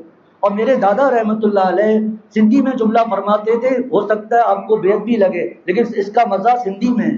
میرے دادا رحمۃ اللہ علیہ فرماتے تھے کہ بیٹا اللہ تعالیٰ کو ستایا کرو. پھر یہ حدیث شریف میں بھی مل گیا کہ ان اللہ یحب الملحین فی الدعاء او کما قال علیہ الصلوۃ والسلام، کہ اللہ تعالیٰ اس بندے سے محبت فرماتے ہیں جو اللہ تعالیٰ سے اڑ کر مانگتا ہے. یہ ہے ستانا کہ اللہ مجھے دے دیجئے، ہے اللہ مجھے دے دیجئے. مجھے وہ اشعار یاد نہیں ہے. حضرت مولانا ابو الحسن ندوی رحمۃ اللہ علیہ کی والدہ جب تہجد میں اللہ سے دعائیں مانگتی تھی تو اشعار میں دو ان کے مشہور شعر تھے، مجھے اشعار یاد نہیں، ان کا مفہوم یہ تھا کہ اللہ میں آپ سے مانگ رہی ہوں، جب تک آپ نہیں دیں گے میں یہاں سے اٹھوں گی. مانگتے ہیں اللہ دے دیجئے دے دیجئے. اور یہ جو جملہ ہے کہ اللہ تعالیٰ سے اڑ کر مانگنا ہے، اس کو اگر سیکھنا ہو تو اپنے پوتے نواسے بیٹے بھانجے بھتیجوں سے سیکھیں. بچہ جس طرح مانگتا ہے نا، ابا دے دو، بار بار کہتا ہے دے دیجئے دے دیجئے، اس طرح بھکاریوں کو جا کر دیکھ لیں کہ بھکاری کس طرح مانگتے ہیں، اتنا مانگتے ہیں آخر آدمی مجبور ہو کر دے دیتا ہے، مجبور ہو کر ان کو دے دیتا ہے۔ اللہ تعالیٰ سے اسی طرح مانگنا ہے۔ اللہ تعالیٰ سے، میرے شیخ نے فرمایا اگر کسی کی اولاد نافرمان ہے تو یوں اللہ تعالیٰ سے دعا کرو۔ ایک تو یہ دعا بتا دی، ربنا هب لنا من ازواجنا وذریاتنا قرۃ اعین واجعلنا للمتقین اماما، یہ دعا بار بار ہر نماز میں دو تین دفعہ تین دفعہ اللہ تعالیٰ سے مانگتے رہے ہیں، اللہ میری اولاد کو، میری بیویوں کو، میری اولاد کو میری آنکھوں کی ٹھنڈک بنا دیجئے۔ آنکھوں کی ٹھنڈک کب بنے گی؟ اگر ہم چاہتے ہیں میری اولاد حافظ بنے، حافظ بنے گی آنکھوں کی ٹھنڈک۔ دنیا کے کاموں میں کوئی چاہتا ہے کہ میرا بچہ میرے کھیتی باڑی میں، میری دکان میں میرا ساتھ دے، پھر بھی یہ دعا مانگتے رہیں کہ اے اللہ میری اولاد کو میری آنکھوں کی ٹھنڈک بنا دیجیے، بار بار یہ دعا مانگتے رہیں تو اللہ تعالیٰ سے اکڑ کر نہیں، اڑ کر مانگنا ہے کہ اے اللہ ہمیں عطا فرما دیجیے۔ والدین کی دعائیں اولاد کے حق میں اتنی قبول ہوتی ہے، میں آپ کو ایک واقعہ سناتا ہوں۔ ایک کتاب ہے والدین کی قدر کیجیے، 400 صفحات میں والدین کے بارے میں قرآن کی آیتیں، احادیث شریفہ، پھر واقعات، پھر اہل عرب کے زمانے کے واقعات، عربی کے اشعار، عجیب و غریب کتاب ہے وہ۔ اس میں ایک واقعہ لکھا ہے بڑا عجیب و غریب، لکھا ہے کہ ایک مدرسے میں ایک بچہ بالکل پڑھ نہیں پاتا تھا، پڑھائی میں بہت زیادہ کمزور تھا۔ مدرسے والے بڑے پریشان رہتے تھے کہ آخر کریں تو کیا کریں۔ آخر اس مدرسے میں ایک بڑے محدث صاحب تشریف لائے۔ یہ بڑے محدث کا جملہ آپ حضرات یاد رکھیے گا۔ ایک بڑے محدث صاحب تشریف لائے، مدرسے والوں نے محدث صاحب سے کہا حضرت یہ بچہ ہے بالکل پڑھ ہی نہیں پاتا، ہم کوشش کر کر کے تھک گئے۔ اس پر بھی ایک مضمون ہے، بعض اساتذہ اپنے طلباء کے کہتے ہیں یہ پڑھ ہی نہیں سکتا۔ حضرت مولانا قاری صدیق صاحب بانوی رحمۃ اللہ علیہ فرماتے ہیں آپ کون ہوتے ہیں کہنے والے کہ یہ پڑھ نہیں سکتا، آپ کا کام ہے پڑھائیں، آپ کا کام ہے پڑھائیں۔ ہمارے حضرت حافظ ڈاکٹر شفقت صاحب دامت برکاتہم، ان کا بیٹا حافظ صاحب حفظ کر رہا تھا، قاری صاحب نے کہہ دیا چچا حافظ ڈاکٹر شفقت صاحب کو کہ آپ کا بیٹا حفظ کر ہی نہیں سکتا، تجربہ ہی نہیں ہے، پڑھانا کس طرح ہے اپنے اساتذہ سے پوچھتے ہی نہیں ہیں۔ جس دن استاد بنے سمجھ گئے کہ اب ہم سے زیادہ کسی کو آتا ہی نہیں ہے، اللہ معاف فرمائے۔ کتنے طلبہ ہیں بیچارے کہ ان کا مستقبل بعض اساتذہ کی وجہ سے ضائع ہو جاتا ہے، ان کی غلط تربیت کی وجہ سے، مار پٹائی کی وجہ سے۔ کس طرح، اس پر بھی ایک بات سناؤں گا میں انشاءاللہ تعالی۔ حافظ ڈاکٹر شفقت صاحب کا بڑا دل دکھا، لیکن فرمایا نہیں میں اپنے بیٹے کو انشاءاللہ حافظ بناؤں گا۔ آپ یقین کریں حافظ صاحب کا قرآن اتنا پکا ہے ماشاءاللہ، ہر سال 15 روزہ تراویح سناتا ہے ماشاءاللہ، اور خود جب ختم کر لیتے ہیں تراویح میں تو دوسرے حافظوں کی جا کر مدد کرتے ہیں، جو تھوڑے کمزور ہیں ان کو جا کر سناتے ہیں۔ اور میں اپنی بات بتاتا ہوں، مجھے تھوڑی شرم بھی آتی ہے کہ لوگ کیا کہیں گے، لیکن اس لیے بتا دیتا ہوں انشاءاللہ لوگوں کا فائدہ ہو جائے گا۔ میرے شروع کے 2 برسوں میں سے 2 پارے ہوئے تھے حفظ قرآن میں، شروع کے 2 برسوں میں، حالانکہ 2 کیا 1 برس میں قرآن حفظ ہو جاتا ہے، میرے 2 برسوں میں سے 2 پارے ہوئے تھے۔ الحمدللہ میرے قاری صاحب نے کبھی نہیں کہا کہ تم حفظ نہیں کر سکتے، اور وہ بھی کچا۔ حافظ ڈاکٹر شفقت صاحب فرماتے تھے بیٹا تم پر تمہارے ابا کی دعائیں لگ گئی، تمہارا حال بہت برا تھا۔ تو 2 برسوں میں 2 پارے، آپ دیکھیں بنانے والی ذات اللہ تعالیٰ کی ہے۔ حفظ قرآن الحمدللہ ہو گیا، لیکن اب میں اسباب کی ایک دنیا کے حساب سے عرض کرتا ہوں، اگر میرے استاد مجھے یہ کہہ دیتے تم حفظ کر ہی نہیں سکتے، میں شاید مایوس ہو جاتا۔ ایک مولانا کا کسی نے مجھے بیان سنایا کہ ایک مزدور تھا، اس کو بہت شوق تھا کہ میرا بیٹا حفظ کر لے، اس نے ایک مدرسے میں داخل کیا، 3 برسوں میں اس بچے کے شاید 2-3 پارے مشکل سے ہوئے، وہ بھی کچے، اما پارے میں تو غلطیوں پر غلطیاں، چھوٹی چھوٹی صورتوں میں غلطیاں۔ آخر مدرسے والے بیٹھے اور انہوں نے ان کے والد صاحب کو بلایا، کہا آپ کا بیٹا حفظ نہیں کر سکتا، اس کو لے جائیے۔ یہ بیان تو علماء میں ہونا چاہیے، لیکن ہو سکتا ہے یہاں کچھ اساتذہ ہوں تو وہ میری بات کو دل میں بیٹھا دیں، اس بات کو جو میں عرض کرنے لگا ہوں۔ تو انہوں نے کہا کہ اب بہت بڑی مزدور نے منتیں کی کہ میری بہت تمنا ہے میرا بیٹا حافظ بن جائے۔ کہا آپ کے بیٹے کی زندگی ضائع ہو رہی ہے، آپ اس کو لے جائیں۔ آخر وہ بیچارہ لے کر آ گیا اور اپنے شہر ہزارہ میں اس نے اس کو داخل کروایا مدرسے میں۔ 3 سال کے بعد وہی بچہ قرآنی کمپیوٹر بن گیا، پورے قرآن میں ایک غلطی نہیں اس کی، جہاں سے سنو جہاں سے بولو فر یاد۔ وہ مزدور اپنے بیٹے کو، اچھا یہ جو واقعہ ہے نا مدرسہ کراچی کا ہے، ہزارہ اور کراچی، وہ اپنے بیٹے کو لے کر آیا کراچی کے اس مدرسے میں، نام مجھے نہیں پتا نہ انہوں نے نام لیا، اگر پتا بھی ہوتا میں نام نہ لیتا، تو کہا کہ اس بچے کو آپ کو یاد 3 برس پہلے آپ نے واپس کر دیا تھا، اللہ کا احسان ہے میرے بیٹے نے 3 سال میں ایسا قرآن کیا ہے، 3 4 قاری بیٹھے جگہ جگہ سے قرآن سنا، متشابہات یعنی ایک جیسی ملتی ہوئی جگہیں پوچھی، ایک اٹکن نہیں ایک غلطی نہیں۔ وہ مدرسے والے حیران ہو گئے، کہا کہ ہم پیسے دے رہے ہیں، اس ہزارہ کے قاری صاحب کو بلائیں، ہم اس سے تربیت لیں گے۔ وہ آئے، کچھ باتیں ہوئیں، کہا آپ کیسے پڑھاتے ہیں؟ انہوں نے باتیں بتائی، کہیں تو ہم بھی کرتے ہیں، اور بتائیے اور بتائیے۔ آخر اس قاری صاحب نے کہا کہ ایک بات میں کرتا ہوں، ہو سکتا ہے آپ کو فائدہ مل جائے۔ کہا بتائیے۔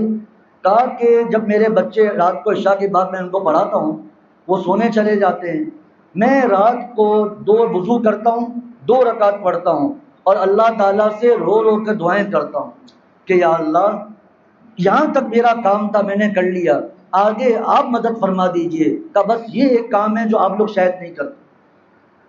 جگہ جگہ یہ پریشانیاں ہیں۔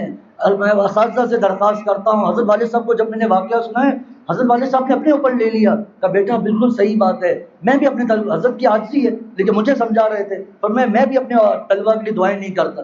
کہ ہم لوگ دعائیں کہتے تو ہیں، حضرت علامہ یوسف بنوری رحمۃ اللہ علیہ کا ملفوظ میں نے خود پڑھا، فرمایا کہ میرے دوستوں میری جو حرمین کی حاضری ہے اس کو ایسے ہی مت سمجھو، میں حرمین میں جا کر اپنے طلباء اور فضلاء کے لیے اللہ تعالیٰ سے مانگتا ہوں، ان کی قبولیت کے لیے دعائیں مانگتا ہوں۔ اسی لیے میرے اساتذہ جو ہیں، جو والدین ہیں، ان سے درخواست ہے کہ آپ اور میرے واللہ میں سچ بات عرض کرتا ہوں، میرے اندر بھی یہ کمزوری ہے کہ ہم اپنی اولاد کو ڈانٹتے تو بہت ہیں، ناراضگیاں تو بہت کرتے ہیں، اپنے طلباء کی پٹائیاں بھی کرتے ہیں، لیکن کبھی ان کے لیے دعائیں کی۔ فیصلہ آباد میں ایک بہت بڑا مدرسہ ہے، حضرت والد صاحب دامت برکاتہم کے ساتھ جانا ہوا، دارالقرآن، وہاں کے محتمم حضرت مولانا قاری یاسین صاحب دامت برکاتہم کا ملفوظ ان کی کتاب میں پڑھا، فرمایا کہ میرے مدرسے میں کسی قاری صاحب کو مارنے کی اجازت نہیں ہے، پھر سمجھانے کی ایک بات ہوتی ہے، فرمایا ہاں وہ استاد جو راتوں کو اٹھ کر اپنے طلباء کے لیے رو رو کر دعائیں کرتا ہو اس کا معاملہ الگ ہے، لیکن یہ سمجھانے کے لیے اس طرح یہ مطلب نہیں ہے مارتے رہیں۔ آپ حضرات کو پتہ ہی ہے ابھی سوات میں کتنا بڑا مسئلہ ہوا ہے، سب کو پتہ ہی ہے، اس لیے اس کی خوب احتیاط کرنی چاہیے۔ تو اللہ کے واسطے ہم اپنی اولاد کے لیے، اپنے شاگردوں کے لیے اللہ سے دعائیں کریں، رو رو کر اللہ تعالیٰ سے دعائیں کریں کہ یا اللہ مجھے جتنا آتا تھا اتنا پڑھا لیا، اپنے طاقت پر ناز نہ کریں کہ میں مار مار کر پڑھا دوں گا۔ سید الانبیاء سرور عالم صلی اللہ علیہ وسلم معلم تھے، ان کا طریقہ کیا تھا، صحابہ کا طریقہ کیا تھا، یہ پتہ نہیں کہاں سے ہمارے اندر بات آ گئی ہے کہ کسائیوں کی طرح مارنا، کسائیوں کی طرح۔ تھوڑا بہت تربیت کے لیے ہو، شرعی دائرے میں رہ کر ہو، وہ معاملات پھر الگ ہے، لیکن اس طرح بچوں کو رکھ کر مارنا یہ کیا شریعت شرعن اس کی اجازت ہے؟ فتاویٰ میں دیکھ لیجئے۔ خیر تو میں عرض کر رہا تھا کہ اس مدرسے میں بڑے محدث صاحب تشریف لائے،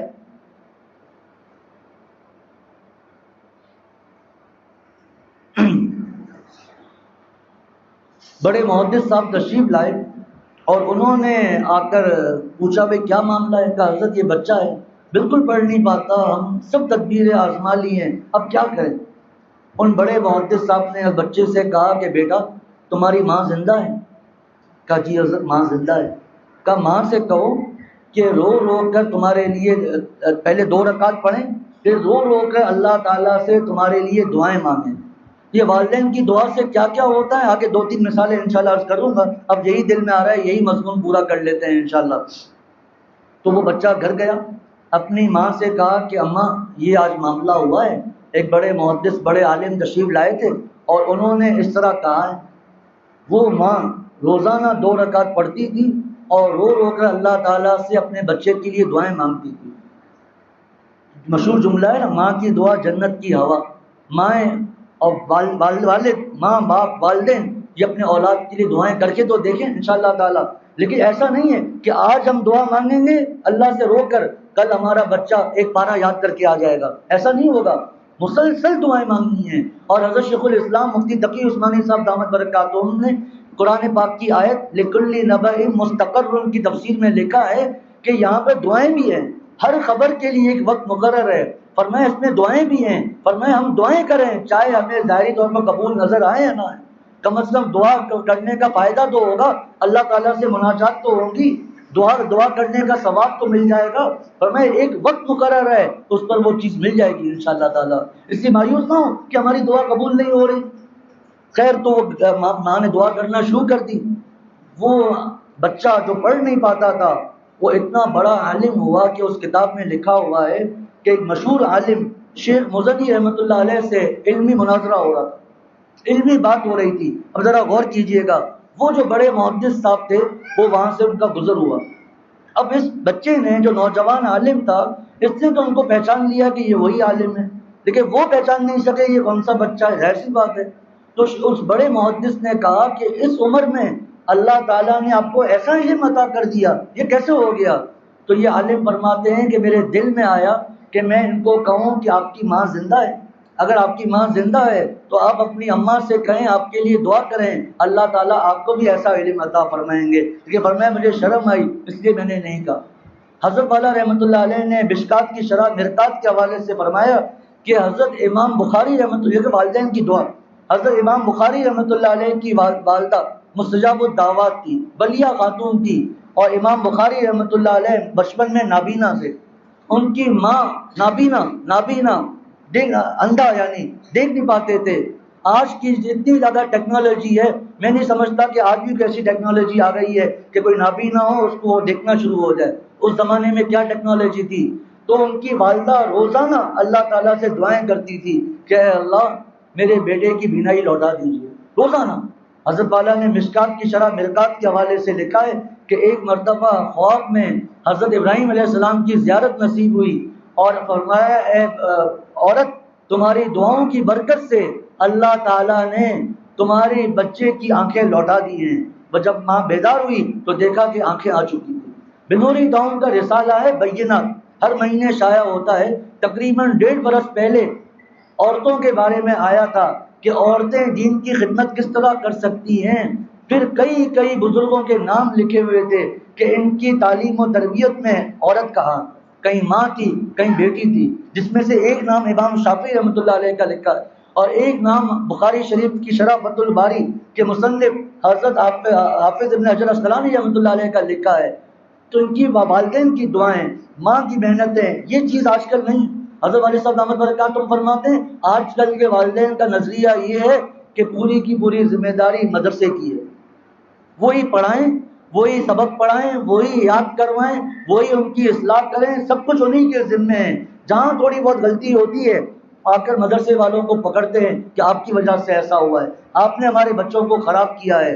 ایک کتاب کے شروع میں لکھا تھا، انتصاب لکھا ہوتا ہے کہ میں کتاب کس کی طرف منسوب کر رہا ہوں، اس میں لکھا ہوا تھا، نام میں آخر میں بتاؤں گا مصنف کا، اس میں لکھا ہوا تھا کہ ایک عورت، دیہاتی عورت، اس عورت کا ایک بیٹا پیدا ہوا، بچپن میں ہی انتقال ہو گیا، پھر دوسرا بیٹا پیدا ہوا، اس کا بھی انتقال ہو گیا، پھر جب تیسرا بیٹا پیدا ہوا، تھوڑا بڑا ہوا، اس بیٹے کی ٹانگوں پر فالش گر گیا یا پولیو ہو گیا، دونوں ٹانگیں بیکار ہو گئی، اپاہج ہو گیا۔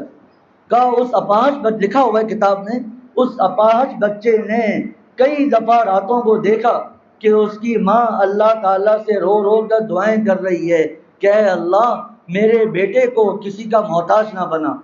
آگے لکھتے ہیں آج اس بچے کے ہاتھ میں قلم ہے اور آپ کے سامنے وہ یہ کتاب لکھ رہا ہے۔ وہ بچہ کون تھا؟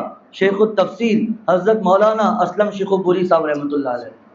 کتنی کیا زیادہ عمر نہیں پائی تھی، بہت کم عمر میں شہید ہو گئے۔ ایک ہی کام تھا، قرآن پاک کی محنت، ایک ہی کام تھا۔ جگہ حضرت والد صاحب دامت برکاتہم کو انہوں نے بلایا تھا ایک دفعہ بیان کے لیے، جنگل، بالکل جنگل، سپر ہائی وے میں، لیکن وہاں جنگل میں منگل تھا، علماء اور طلباء اتنے تھے، ویل چیئر پر حضرت تھے، ہم نے خود دیکھا، اور ساری دنیا ان کی محتاج، وہ مستغنی ہوئے ہوئے تھے۔ کتنا کام اللہ تعالیٰ نے ان سے لیا۔ اور انہی حضرت مولانا اسلم شیخو پوری صاحب رحمۃ اللہ علیہ کی ایک بات عرض کرتا ہوں، فرماتے ہیں کہ میں مدینہ شریف میں تھا تو میرے سامنے ایک حبشی تھا، اس کے پاس فون آیا، اس نے فون اٹھایا اور سلام کا جواب دے کر ایک عجیب جملہ کہا، جیسے ہی اس نے یہ جملہ کہا کتنی دیر تک میں زار و قطار روتا رہا۔ اس حبشی نے کہا انا عند الحبیب صلی اللہ علیہ وسلم، میں حضور صلی اللہ علیہ وسلم کے پاس موجود ہوں، آگے بڑھیے۔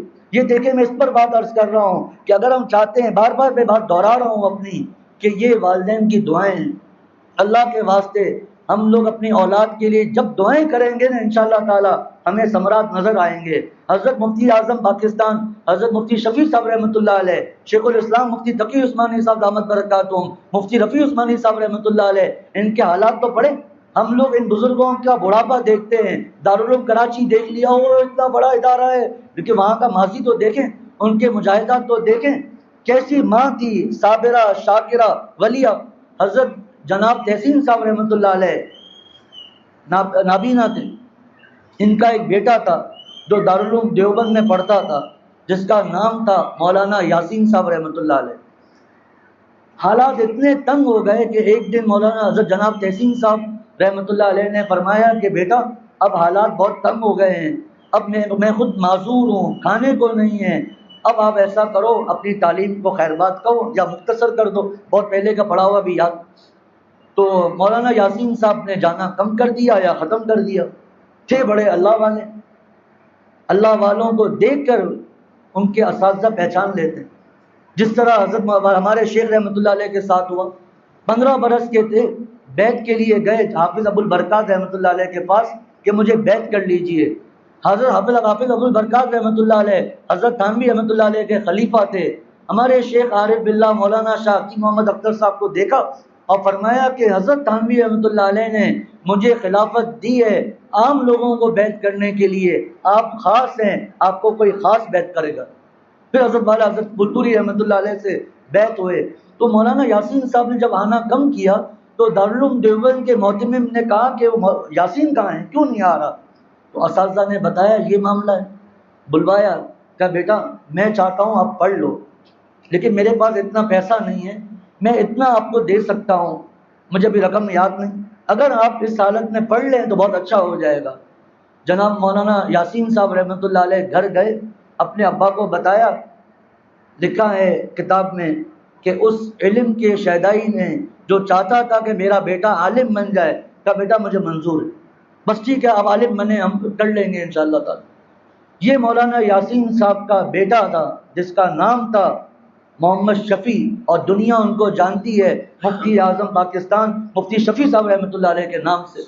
اب میں ماں کے بارے میں کچھ باتیں عرض کرنے لگا ہوں کہ یہ چاہے ماں ہو چاہے باپ ہوں، یہ ان کی تربیت کیسی ہوتی ہے، یہ کیا کیا نہیں کر سکتی۔ آج عورتیں کہتی ہیں ہم کیا کر سکتی ہیں، ہم دین کا کام کیسے کر سکتی ہیں؟ اے عورت تم اتنی محترم ہو کہ تمہاری برکت سے ہم مسلمانوں پر صفا مروہ کی صحیح لازم ہو گئی ہے۔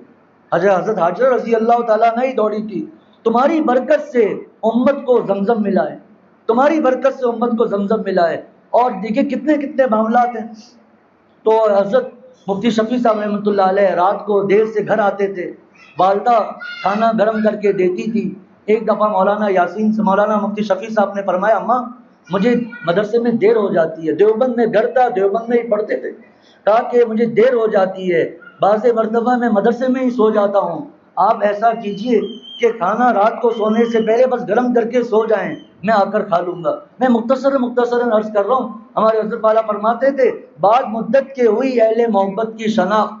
لوگ مذاق اڑاتے ہیں، طلبا کا مذاق اڑاتے ہیں، ارے پھٹے تمہارے کپڑے ہیں، ارے میلے تمہارے کپڑے ہیں، کیا کرو گے کھا کر، کیا کرو گے کھا کر، کہاں سے کھاؤ گے، کیا کرو گے؟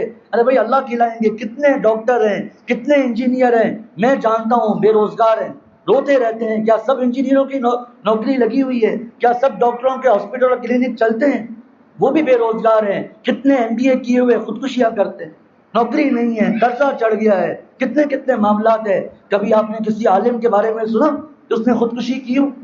ہاں ہو سکتا ہے ایک آدھ واقعہ ہو، لیکن اس سے عالم تو ہو گیا لیکن اس کے دل میں اللہ کی عظمت نہیں ہوگی، انشاءاللہ تعالیٰ کبھی آپ کو نظر نہیں آئے گا۔ لیکن اس کے برعکس آپ کو کھرب پتی بھی ملیں گے جنہوں نے خودکشیاں کی۔ یہ اللہ تعالیٰ کے دین کے سپاہی ہیں، ان کو حقیر سمجھا جاتا ہے۔ تو مفتی شفیع صاحب رحمۃ اللہ علیہ جب پڑھ کے آتے تھے سالن جم جاتا، یہ سب باتیں ایسے ہی نہیں سنا رہا، یہ البلاغ مفتی اعظم نمبر میں لکھی ہوئی ہیں، غلط باتیں ادھر ادھر سے نہیں، حوالوں کے ساتھ تلاش کر لیجئے، آپ کو البلاغ مفتی اعظم نمبر میں یہ باتیں مل جائیں گی انشاءاللہ تعالی۔ تو جب مفتی شفیع صاحب رحمۃ اللہ علیہ آتے تھے سالن پورا جم جاتا تھا، وہ کھاتے تھے۔ میں تھوڑی تھوڑی باتیں عرض کروں گا۔ شیخ الاسلام مفتی تقی عثمانی صاحب دامت برکاتہم، جن کو دنیا آج پوچھ رہی ہے، جگہ جگہ بلائے جا رہے ہیں، ساری دنیا ان پر فدا ہے، ساری دنیا کے علماء ان پر فدا ہیں الحمدللہ۔ وہ ان کا حالات سنیے ان کے، کہ ایک ہفتہ مسلسل دال روٹی کھائی ہے، صبح شام رات، صبح شام رات، تینوں وقت دال روٹی اور کچھ بھی نہیں۔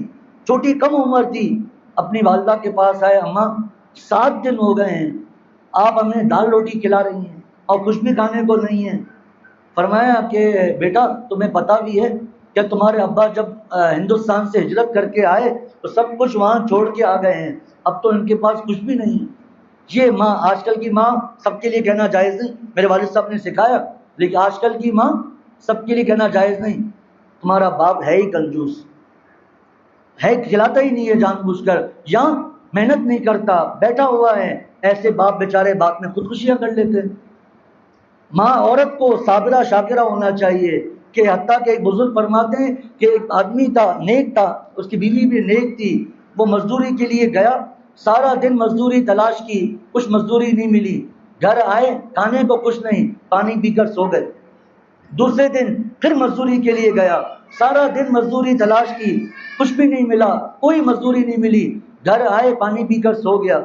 تیسرے دن جب وہ جانے لگا تو بیوی نے واپس بلایا، کہا سرتاج اگر آج بھی آپ کو مزدوری نہ ملے تو آج بھی آپ خالی ہاتھ آ جائیے گا، زندگی رہی تو پانی پی کر دوبارہ زندہ، ورنہ مر جائیں گے، لیکن اللہ کے واسطے مجھے خوش کرنے کے لیے، مجھے کھلانے کے لیے آپ ڈاکہ مت ڈالیے گا، آپ بےمانی مت کیجیے گا۔ وہ بزرگ فرماتے مجھے نام نہیں پتا، فرمایا بتاؤ جس آدمی کی ایسی صابرہ شاکرہ بیوی ہو، یہ آدمی پہاڑ سے بھی ٹکرا جائے گا یا نہیں؟ فرمایا آج مرد اس لیے چوری کرتے ہیں، ڈاکہ اس لیے مارتے ہیں، ملاوٹ، دھوکے بازی، غلط بیانیاں، کہ اولادوں کی فرمائشیں پوری نہیں ہو رہی ہیں، بیوی کی فرمائشیں پوری نہیں ہو رہی ہیں، تو تم نے مجھے دیا کیا ہے؟ ان کا گھر دیکھو، ان کے زیورات دیکھو، ان کی سواریاں دیکھو، ان کے کھانے دیکھو، ہمارے پاس ہے کیا؟ ناشکری۔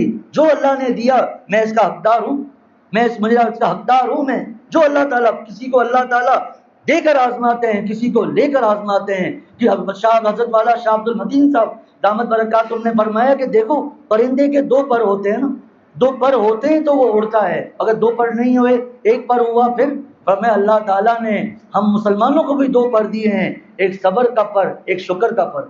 جب صبر کا موقع ہے تو صبر کرتے جائیں، جب شکر کا موقع ہے تو شکر کرتے چلے جائیں۔ صبر میں بھی اللہ ملیں گے انشاءاللہ تعالیٰ، شکر میں بھی اللہ تعالیٰ ملیں گے۔ آپ صلی اللہ علیہ وسلم کے حالات دیکھیں نا کیسے تھے، اللہ تعالیٰ نے ہمیں کتنی کتنی نعمتیں دی ہیں۔ صحابہ کے پیٹ سے پتھر بندھے ہوئے تھے اور گٹلیاں کھاتے تھے، گٹلیاں چوستے تھے۔ تابعین نے پوچھا گٹلیاں چوسنے میں کیا مزہ آتا تھا؟ فرمایا کہ جب گٹلیاں نہیں تھی تب پتہ چلا کیا نعمت۔ ایک صحابی تھے غالباً حضرت خباب رضی اللہ تعالیٰ عنہ، اچھی چیز کچھ کھا رہے تھے اور رو رہے تھے۔ ایک تابعی نے پوچھا کہ آپ اتنی اچھی چیز کھا رہے ہیں آپ رو رہے ہیں؟ تو فرمایا کہ فلاں صحابی چلے گئے، جن میں سے ایک کا نام مجھے یاد ہے جو انہوں نے لیا تھا، حضرت مصعب بن عمیر رضی اللہ تعالیٰ عنہ، انہوں نے یہ چیزیں نہیں دیکھی، مجھے اس بات کا ڈر لگ رہا ہے، ایسا تو نہیں ہے کہ اللہ تعالیٰ نے جو دنیا آخرت میں مجھے ملنا تھا وہ یہی دے دیا۔ جس کے ساتھ اللہ تعالیٰ جو معاملہ کریں اس میں اسی کو خوش ہونا چاہیے۔ تو کیا فرمایا مفتی شفیع صاحب کی اہلیہ نے؟ فرمایا کہ بیٹا اللہ کا شکر ادا کرو کہ اللہ تعالیٰ نے ہمیں نعمتیں دی ہیں، اور صبر شکر کی نصیحتیں، کیسی وہ خاتون تھی، کیسے حالات تھے۔ ایک بات ان کی میں عرض کر دوں کیسا معاملہ تھا۔ ایک دن مفتی شفیع صاحب رحمۃ اللہ علیہ کی اہلیہ نے خواب دیکھا، یہ بھی البلاغ مفتی اعظم نمبر میں لکھا ہوا ہے کہ انہوں نے خواب دیکھا کہ آسمان سے حجر اسود کا ٹکڑا گر رہا ہے۔ وہ بڑا انہوں نے سنبھالنے کی کوشش کی اور سنبھال نہیں سکی، اور حجر اسود کا ٹکڑا آ کر گھر میں گر گیا۔ بہت پریشان ہوئی، اٹھی تب بھی پریشان۔ خواب کا مطلب کیا ہے؟ مفتی اعظم پاکستان مفتی شفیع صاحب رحمۃ اللہ علیہ کو بتایا اپنے شوہر کو کہ سرتاج یہ خواب دیکھا ہے، کہ ایسا کرو یہ خواب لکھ کر حضرت حکیم الامت تھانوی رحمۃ اللہ علیہ کو لکھو، حضرت اس کی تعبیر بتائیں گے۔ اب آپ ذرا سوچئے گا کہ حضرت حکیم الامت تھانوی رحمۃ اللہ علیہ کا انتقال 1943 میں ہو گیا تھا، 1943 میں، پاکستان آزاد ہونے سے 4 سال پہلے، تو یعنی یہ خواب اس سے بھی پہلے کا تھا۔ سنیے تعبیر، جب یہ خواب گیا جواب آیا کہ آپ کو مبارک ہو، اس خواب سے پتہ چلتا ہے ایک وقت ایسا آئے گا کہ آپ کے گھرانے کو دین کی مرکزیت حاصل ہوگی۔ کلندر ہرچے گویت دیدہ گویت۔ میں حیران ہوتا ہوں کہ یا اللہ یہ خاندان کیسا ہے، کتنے علماء اس خاندان سے ہوئے ہیں، کتنے علماء اس خاندان میں ہوئے ہیں۔ دو کے نام تو سبھی جانتے ہیں، وہ دو لاکھوں کروڑوں میں بھاری ہیں، حضرت مفتی تقی عثمانی صاحب دامت برکاتہم، حضرت مفتی رفیع عثمانی صاحب رحمۃ اللہ علیہ، مفتی محمود اشرف صاحب رحمۃ اللہ علیہ، حضرت مفتی اعظم پاکستان مفتی شفیع صاحب اور ان کے نواسے پوتے سب کے سب عالم ہیں۔ حضرت شاہ عبد المتین صاحب دامت برکاتہم کے ساتھ جانا ہوا، پھر حضرت مفتی شفیع صاحب رحمۃ اللہ علیہ کے نواسے آئے اور مولانا نعیم اشرف صاحب دامت برکاتہم اپنی والدہ کے ایسے حالات سنائے۔ ابھی چند مہینے پہلے ان کا انتقال ہوا ہے، ان کی والدہ کا، مولانا نعیم جو حضرت مفتی شفیع صاحب کی بٹیا تھی، ایسے حالات سنائے کہ دادا شیخ حضرت شاہ عبد المتین صاحب رحمۃ اللہ دامت برکاتہ رونے لگے کہ مولانا امت کے لیے فائدہ کیجئے، اللہ کے واسطے ان حالات کو عام کیجئے، اس کو چھپائیں جلد سے جلد تاکہ عورتوں کو پتہ چلے کہ ایسی ایسی ولیہ خاتون موجود ہے، ایسے ایسے نیک لوگ موجود ہیں۔ اللہ تعالیٰ ہمیں اس کی فکر عطا فرمائے، اللہ تعالیٰ ہمیں معاف فرما دے، ہمیں بھی اس کی توفیق عطا فرمائے کہ کاش ہم یہ نیت کریں کہ اپنی اولاد میں سے ایک کو اللہ تعالیٰ کے اس دین پر قربان کر دیں جس دین کی بنیادوں میں سرور عالم صلی اللہ علیہ وسلم کا خون مبارک بہا، اس دین کے لیے قربان کر دیں۔ اور ہم حضرت مریم علیہ السلام کی جو والدہ تھی جن کا تذکرہ قرآن میں ہے ان کی نقل کریں۔ اذ قالت امرأۃ عمران رب انی نذرت لک ما فی بطنی محررا، کہ حضرت ام عمران نے یہ نیت کی کہ یہ نظر مانی کہ اللہ میرے پیٹ میں جو بچہ ہوگا اس کو میں بیت المقدس کی خدمت کے لیے وقف کر دیتی ہوں۔ یہ نیت کرنی چاہیے کہ اے اللہ میں اپنی اولاد کو اس دین پر قربان کر دوں جس دین کی بنیاد میں سرور عالم صلی اللہ علیہ وسلم کا خون مبارک ہے۔ حضرت والا فرماتے تھے حضرت حضور صلی اللہ علیہ وسلم سید الانبیاء ہیں، انبیاء کے سردار ہیں، تو آپ صلی اللہ علیہ وسلم کا خون بھی انبیاء کے خونوں کا سردار ہے۔ آپ مجھے بتائیے کیا اللہ تعالیٰ کو اس پر قدرت نہیں تھی کہ 13 سال جو آپ صلی اللہ علیہ وسلم کو اور صحابہ کو تکلیفیں آئیں اس کے بغیر اسلام پھیل جاتا، طائف میں گئے خون مبارک بہے بغیر اسلام بہ جاتا؟ کیا اللہ تعالیٰ کو اس پر قدرت نہیں تھی کہ غزوہ بدر، غزوہ احد، غزوہ خندق، تبوک، فتح مکہ، اس کے بعد آپ حنین اور پھر صحابہ کے دور میں جتنے غزوات ہوئے، چلے صحابہ کے غزوات کو ہٹا دیجئے، آپ صلی اللہ علیہ وسلم کا خون مبارک بہا، اس خون مبارک کے بہے بغیر اللہ تعالیٰ دین کو پھیلا دیتے؟ کیا اللہ تعالیٰ کو اس پر قدرت نہیں تھی؟ میرے شیخ نے فرمایا اللہ تعالیٰ دکھانا چاہتے تھے کہ میرا دین اتنا قیمتی ہے کہ اس کی بنیادوں میں سید الانبیاء صلی اللہ علیہ وسلم کا خون مبارک ہے۔ اللہ تعالیٰ دکھانا چاہتے ہیں، اس لیے آدمی یہ نیت کرے۔ حضرت مولانا ابو الحسن ندوی رحمۃ اللہ علیہ کی والدہ کو پتہ چلا کہ حضرت مولانا ندوی صاحب نے خود لکھا ہے، ان کی والدہ کو پتہ چلا کہ میرا جو بیٹا ہے ابو الحسن یہ چھپ چھپ کر انگریزی وغیرہ کی کتابیں پڑھ رہا ہے اور ساتھ ساتھ یہ بھی پڑھ رہا ہے۔ ان کی والدہ نے بلایا، کہا بیٹا جو تم یہ چیزوں میں لگے ہوئے ہو دنیا منع نہیں ہے، یاد رکھے، سب حافظ عالم نہیں بنیں گے، سب مفتی نہیں بنیں گے، ڈاکٹر بننا ہے بنے، اللہ والے ڈاکٹر بنے، انجینئر بننا ہے بنے، اللہ والے انجینئر بنے، منع نہیں ہے۔ لیکن کیا ہم نہیں چاہتے کہ ہماری اولاد نماز پڑھائے؟ کیا ہم نہیں چاہتے کہ ہماری اولاد دین کی خدمت کرے؟ ایک اولاد تو کم از کم۔ محی السنہ مولانا شاہ الحق صاحب رحمۃ اللہ علیہ کے والد صاحب نے بڑے مجمع میں فرمایا کہ میرے فلاں فلاں بیٹے ہیں، سب اللہ والے ہیں، لیکن مولوی ابرار الحق دام رحمۃ اللہ علیہ، شاہ ابرار الحق صاحب رحمۃ اللہ علیہ کے لیے کہا اس کا معاملہ ہی عجیب ہے، میں گھر آتا ہوں پانی مانگتا ہوں تو دوسرے بیٹے ملازموں سے کہتے ہیں، لیکن میرا بیٹا خود میرے لیے الحمدللہ پانی بھر کے آتا ہے۔ یہ منظر آج اپنے استاد جی میں دیکھ لیا کہ اپنے والد صاحب کو خود وضو کرا رہے ہیں ماشاءاللہ۔ اس سے پہلے میں نے حضرت مفتی نعیم صاحب دامت برکاتہم کو دیکھا کہ اپنے ماموں کے پاؤں دھلا رہے تھے ماشاءاللہ۔ یہ والدین کی خدمت اور بھی کرتے ہیں ماشاءاللہ، اللہ معاف فرمائے، نفی نہیں ہے، اکثریت علماء کی ہے، لیکن اگر آپ کسی اور کو بھی دیکھیں گے تو عام طور پر وہ بھی وہ فرما بردار ہوگا جو علماء کی صحبت میں رہتا ہے۔ ویسے کلین شیپ کی ہیں ماشاءاللہ، فرما بردار ہیں، ایسا نہیں ہے، لیکن اکثریت بتا رہا ہوں۔ کراچی کے تو حالات ہی عجیب ہیں، ماں باپ کو مارنا، دھکے دینا، گالیاں دینا، گھر سے نکالنا۔ ابھی میرے والد صاحب احمد برکاتہم کے پاس میرے دادا رحمۃ اللہ علیہ کے دوست کی بیوہ جو تقریباً 82-85 سال کی ہوگی، ان کا فون آیا. ان کے بچے اتنے مالدار وہ لوگ، ان کے شوہر اتنے مالدار، میں آپ کو بتا نہیں سکتا. لیکن وہ بڑھیا دار و قطار مسلسل رو رہی تھی. والد صاحب کا اصلاحی تعلق ان کا تھا نہیں. فیروز بھائی کہہ رہی تھی ان کو، والد صاحب کو. تو روتے روتے کہا کہ فیروز بھائی میرے بچے اتنے نافرمان ہیں کہ میں آپ کو بتا نہیں سکتی. اور کہنے لگی کہ ان کا جو ابا تھا اتنا زیادہ اپنے ماں باپ کا فرما بردار تھا کہ شادی کی رات کو مجھے کہا، دیکھو اگلا جملہ یاد رکھیے گا، کہ غیر اللہ کو سجدہ کرنا حرام ہے. جیسا آپ صلی اللہ علیہ وسلم نے فرمایا کہ اگر میں کسی کو سجدے کی اجازت دیتا تو عورتوں کو کہتا کہ اپنے شوہروں کو سجدہ کریں. غیر اللہ کو سجدہ کرنا اگر تعظیمی ہے تو کفر کا معاملہ ہے. لیکن یہاں ذرا بات سمجھیے گا، اس بڑھیا بے بس ہو کر کہہ کیا رہی تھی؟ کہا شادی کی رات کو میرے شوہر نے مجھے کہا کہ فلانی، اگر اسلام میں اگر کا جملہ یاد رکھنا، اگر اسلام میں ماں کو سجدہ کرنا جائز ہوتا تو میں دن میں 5 مرتبہ اپنی ماں کو سجدہ کرتا. اگر کا جملہ یاد رکھیے گا بھائی. کہا فیروز بھائی مجھے یقین نہیں آ رہا کہ اتنے زیادہ ماں، ایک نیک بچہ، نیک بندہ، اس کے بچے اتنے نافرمان ہیں، اتنا مجھے رلاتے ہیں. بڑھیا آ کر روتے روتے فون بند کر دیا. اب یہ جو اولاد اپنی ماں کو رلائے، جو اپنے باپ کو رلائے، وہ کبھی کامیاب ہو سکتا ہے؟ فرمایا کہ مکافات عمل ہے. جب میں اشرف المدارس میں پڑھتا تھا شعبہ حفظ میں، تو اسمبلی میں صبح میں روزانہ 5 باتیں پڑھائی جاتی تھی، جن میں سے ایک یہ تھا کہ پیارے بچوں ماں باپ کا ادب کرو اور ان کی خدمت کرو، کیونکہ ماں باپ کے ستانے والے کو موت سے پہلے عذاب دیا جائے گا. تو خیر میں عرض کر رہا تھا اپنی اولاد کو، ایک اولاد کو دین کی خدمت کے لیے لگا دیں. جب آخرت میں اجر دیکھیں گے نا تو کہیں گے کہ کاش کہ میں اپنی سب اولادوں کو اللہ تعالیٰ کے دین کی خدمت میں لگا دیتا. میرے والد صاحب نے ایک واقعہ سنایا. شادی ہوئی، میاں بیوی، بچہ بیٹا ہوا، تو شوہر نے کہا کہ مجھے بہت شوق ہے کہ ہم آج سے ہی ارادہ کر لیں کہ اس بیٹے کو حافظ عالم بنائیں گے. عورت اڑ گئی، کہا بھکاری تھوڑی بنانا ہے، اللہ معاف فرمائے. یہ میں کہہ رہا ہوں اللہ معاف فرمائے. کوئی نہیں، میرا بچہ ڈاکٹر بنے گا. بڑا شوہر نے کہا، لیکن مانی نہیں. پھر دوسرا بیٹا پیدا ہوا، پھر شوہر نے منتیں کی، کہا نہیں. بیچارے نے خاموش ہو گیا کہ جھگڑا تو نہیں کرنا.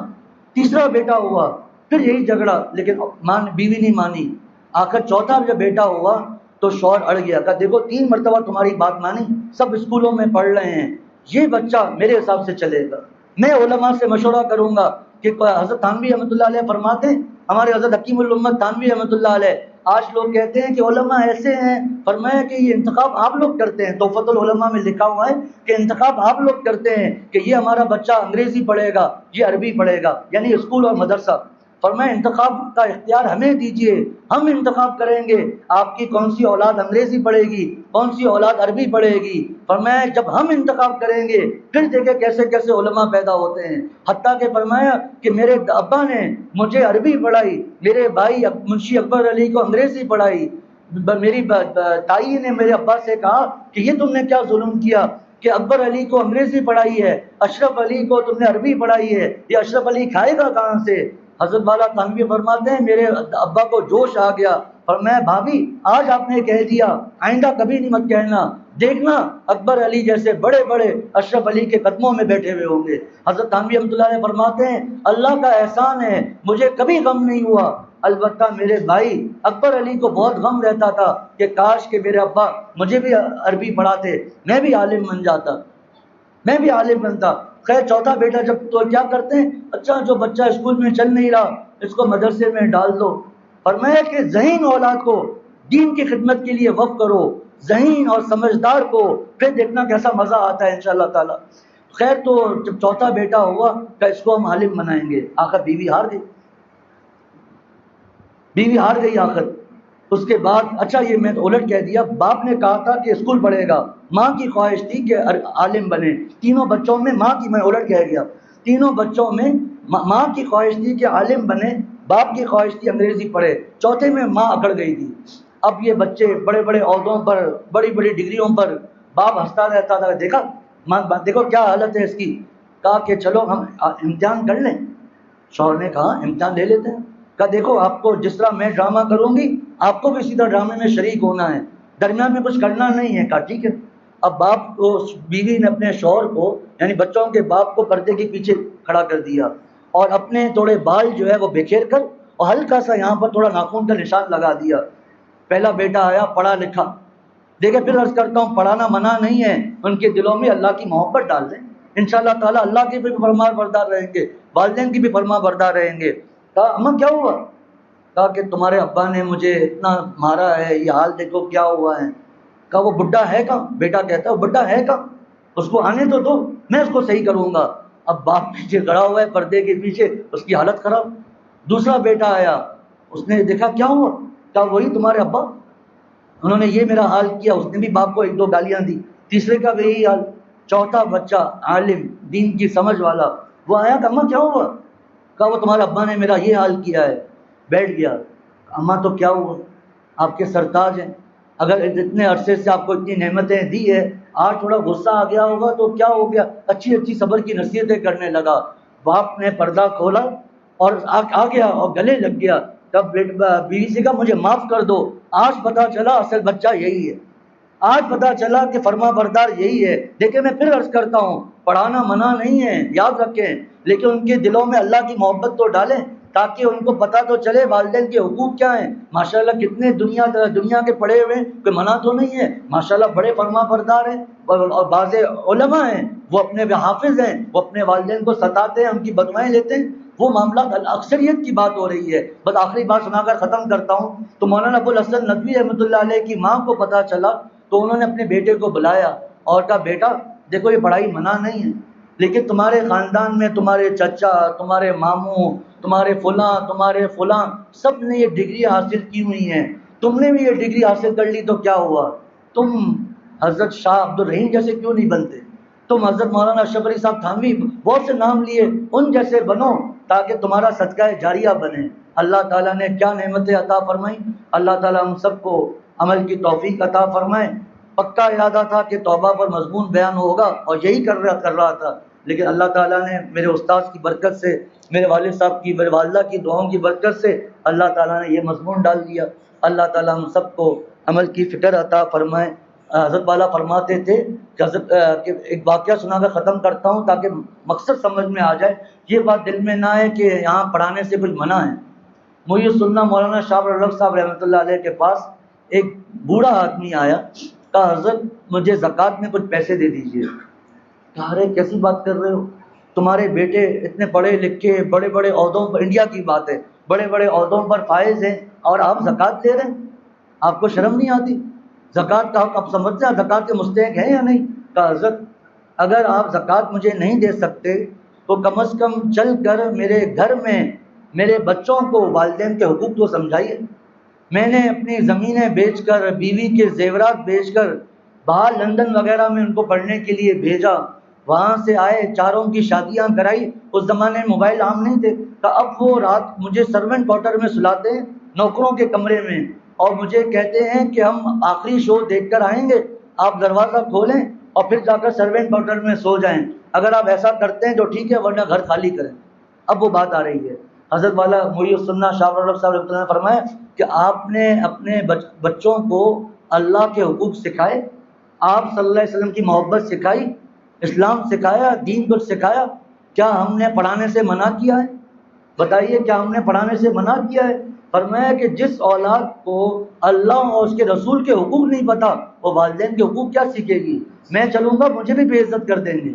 تو یاد رکھیں بڑی سے بڑی ڈگریاں منع نہیں ہیں، پڑھائیاں منع نہیں ہیں، کوئی ناجائز نہیں کہہ سکتا، اللہ کو ناراض کرنا منع ہے، لیکن علماء، حفاظ، مفتی صاحبان، امام صاحبان وہ وی وی آئی پی ہیں، ان کے معاملات اور ہیں۔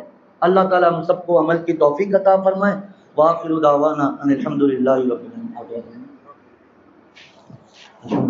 رب العالمین والعاقبۃ للمتقین والصلاة والسلام علی سیدنا و مولانا محمد وعلی آلہ وصحبہ اجمعین۔ ربنا آتنا فی الدنیا حسنہ وفی الآخرۃ حسنہ وقنا عذاب النار۔ ربنا ظلمنا انفسنا وان لم تغفر لنا وترحمنا لنكونن من الخاسرین۔ ربنا هب لنا من ازواجنا وذرياتنا قرۃ اعین واجعلنا للمتقین اماما ربنا هب لنا من ازواجنا وذریاتنا قرۃ اعین واجعلنا للمتقین اماما۔ اے اللہ ہم سب کو معاف فرما دیجئے، اے اللہ جو کہا گیا سنا گیا، اے اللہ ہم سب کو عمل کی توفیق عطا فرما دیجئے۔ اے اللہ جذب کے بارے میں جو بیان ہوا، جن صحابہ کا تذکرہ ہوا، اے اللہ ان صحابہ کی برکت سے ہم سب کو جذب فرما دیجئے۔ اے اللہ ہم سب کو اپنا پیارا بنا دیجئے۔ اے اللہ توبہ کا جو مضمون تھوڑا بیان ہوا، اے اللہ ہم سب کے گناہوں کو معاف فرما دیجئے۔ اے اللہ ہم سب کو معاف فرما دیجئے۔ اے اللہ ہم سب کے جملہ مقاصد حسنہ پورے فرما دیجئے۔ اے اللہ جو بیمار ہیں ان کو صحت کاملہ عاجلہ مستمرہ عطا فرما دیجئے۔ جو بے اولاد ہیں اے اللہ ان کو نیک صالح اولاد عطا فرما دیجئے۔ اے اللہ جن کو جو پریشانیاں ہوں اے اللہ سب کی پریشانیوں کو دور فرما۔ جو اپنے اولاد کے بہن بھائیوں کے رشتوں کے لیے پریشان ہوں اے اللہ بہتر سے بہتر رشتہ عطا فرما دیجئے۔ اے اللہ جن کی اولاد نہیں ہے اللہ ان کو اولاد عطا فرمائیے۔ اے اللہ جن کو اولاد دی ہے ان اولادوں کو اپنے والدین کی آنکھوں کی ٹھنڈک بنائیے، ان کو رحمت بنائیے، زحمت نہ بنائیے۔ اے اللہ ہم سب کو اپنے والدین کا فرما بردار بنا دیجئے۔ اب تک جو جو ان کو ستایا ہے، ان کا دل دکھایا ہے، اے اللہ ان سے معافی مانگنے کی توفیق عطا فرما دیجئے۔ اے اللہ جو بیمار ہیں ان کو صحت کاملہ عاجلہ مستمرہ عطا فرما دیجئے۔ اے اللہ ہمارے جو دوست احباب دنیا سے تشریف لے گئے اے اللہ ان کی مغفرت بے حساب فرما دیجئے۔ اے اللہ ان کی قبر کو جنت کے باغوں میں سے ایک باغ بنا دیجئے۔ اے اللہ وہ پہلے چلے گئے، اے اللہ ہمیں بھی مرنے سے پہلے مرنے کی تیاری کرنے کی توفیق عطا فرما دیجئے۔ سلامت اعضاء ہو سلامت ایمان کے ساتھ دنیا میں رکھیے، سلامت اعضاء ہو سلامت ایمان کے ساتھ دنیا سے اٹھائیے۔ اے اللہ کسی کا محتاج نہ بنائیے۔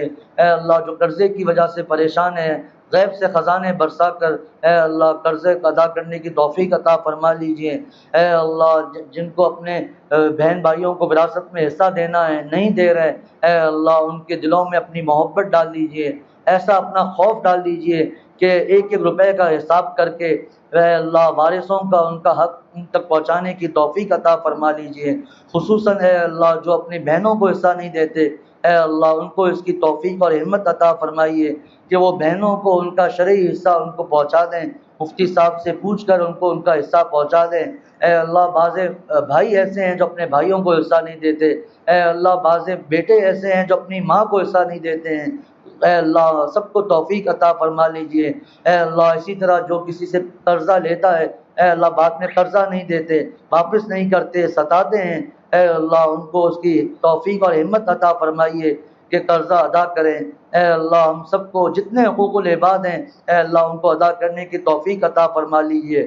جن کو ہم نے ستایا ہو تکلیفیں پہنچائی ہوں، خصوصاً اے اللہ جو بیویوں کو تکلیف پہنچاتے ہیں ان کو مارتے ہیں، گالیاں دیتے ہیں، طلاقوں کی دھمکیاں دیتے ہیں، اے اللہ ان کو اس کی توفیق عطا فرمائیے کہ اپنی بیویوں سے معافی مانگ لیں، یہاں معافی مانگ لیں آخرت میں معافی نہیں ملے گی۔ اے اللہ ہم سب کے جملہ مقاصد حسنہ پورے فرما لیجئے۔ اے اللہ ہم سب کے جملہ مقاصد حسنہ پورے فرما لیجئے۔ اے اللہ ہم سب کے جملہ مقاصد حسنہ پورے فرما لیجئے۔ اے اللہ ہماری بخشش فرما دیجئے۔ اے اللہ ہماری اصلاح فرما دیجئے۔ اے اللہ اس وقت تک موت نہ دیجئے جب تک سر سے لے کر پاؤں تک جناب رسول اکرم صلی اللہ علیہ وسلم کی ہر سنت پر عمل کرنے والے نہ بن جائیں۔ اے اللہ ہمیں پانچوں وقت کی نماز مسجد میں جماعت سے تکبیر اولیٰ کے ساتھ سنت کے مطابق پڑھنے کی توفیق عطا فرما لیجئے۔ ہماری گھر کی عورتوں کو اول وقت میں نماز پڑھنے کی توفیق عطا فرما لیجئے۔ اے اللہ ہمارے ذمے جو نمازیں قضا ہیں، جو روزے قضا ہیں، زکاتیں نہیں دی، عشر نہیں دیے، قربانیاں نہیں کی، اے اللہ ان سب کے لیے ان سب کا مسئلہ مفتی صاحب سے پوچھ کر ادا کرنے کی توفیق عطا فرما لیجئے۔ ہماری دعاؤں کو اپنی بارگاہ الہی میں قبول فرما لیجئے۔ وصلی اللہ تعالی۔ مولانا مسلم کہہ رہے تھے کہ میں کیا بیان کروں گا، اتنے مضامین بیان ہوئے اور معافی کا مضمون رہ گیا یہ ادار ہے، اس کو آپ نے ادا کرنا ہے انشاءاللہ۔ 5 منٹ انشاءاللہ وضو بنا دیجیے، 5 منٹ کے بعد نماز پڑھی ہوگی۔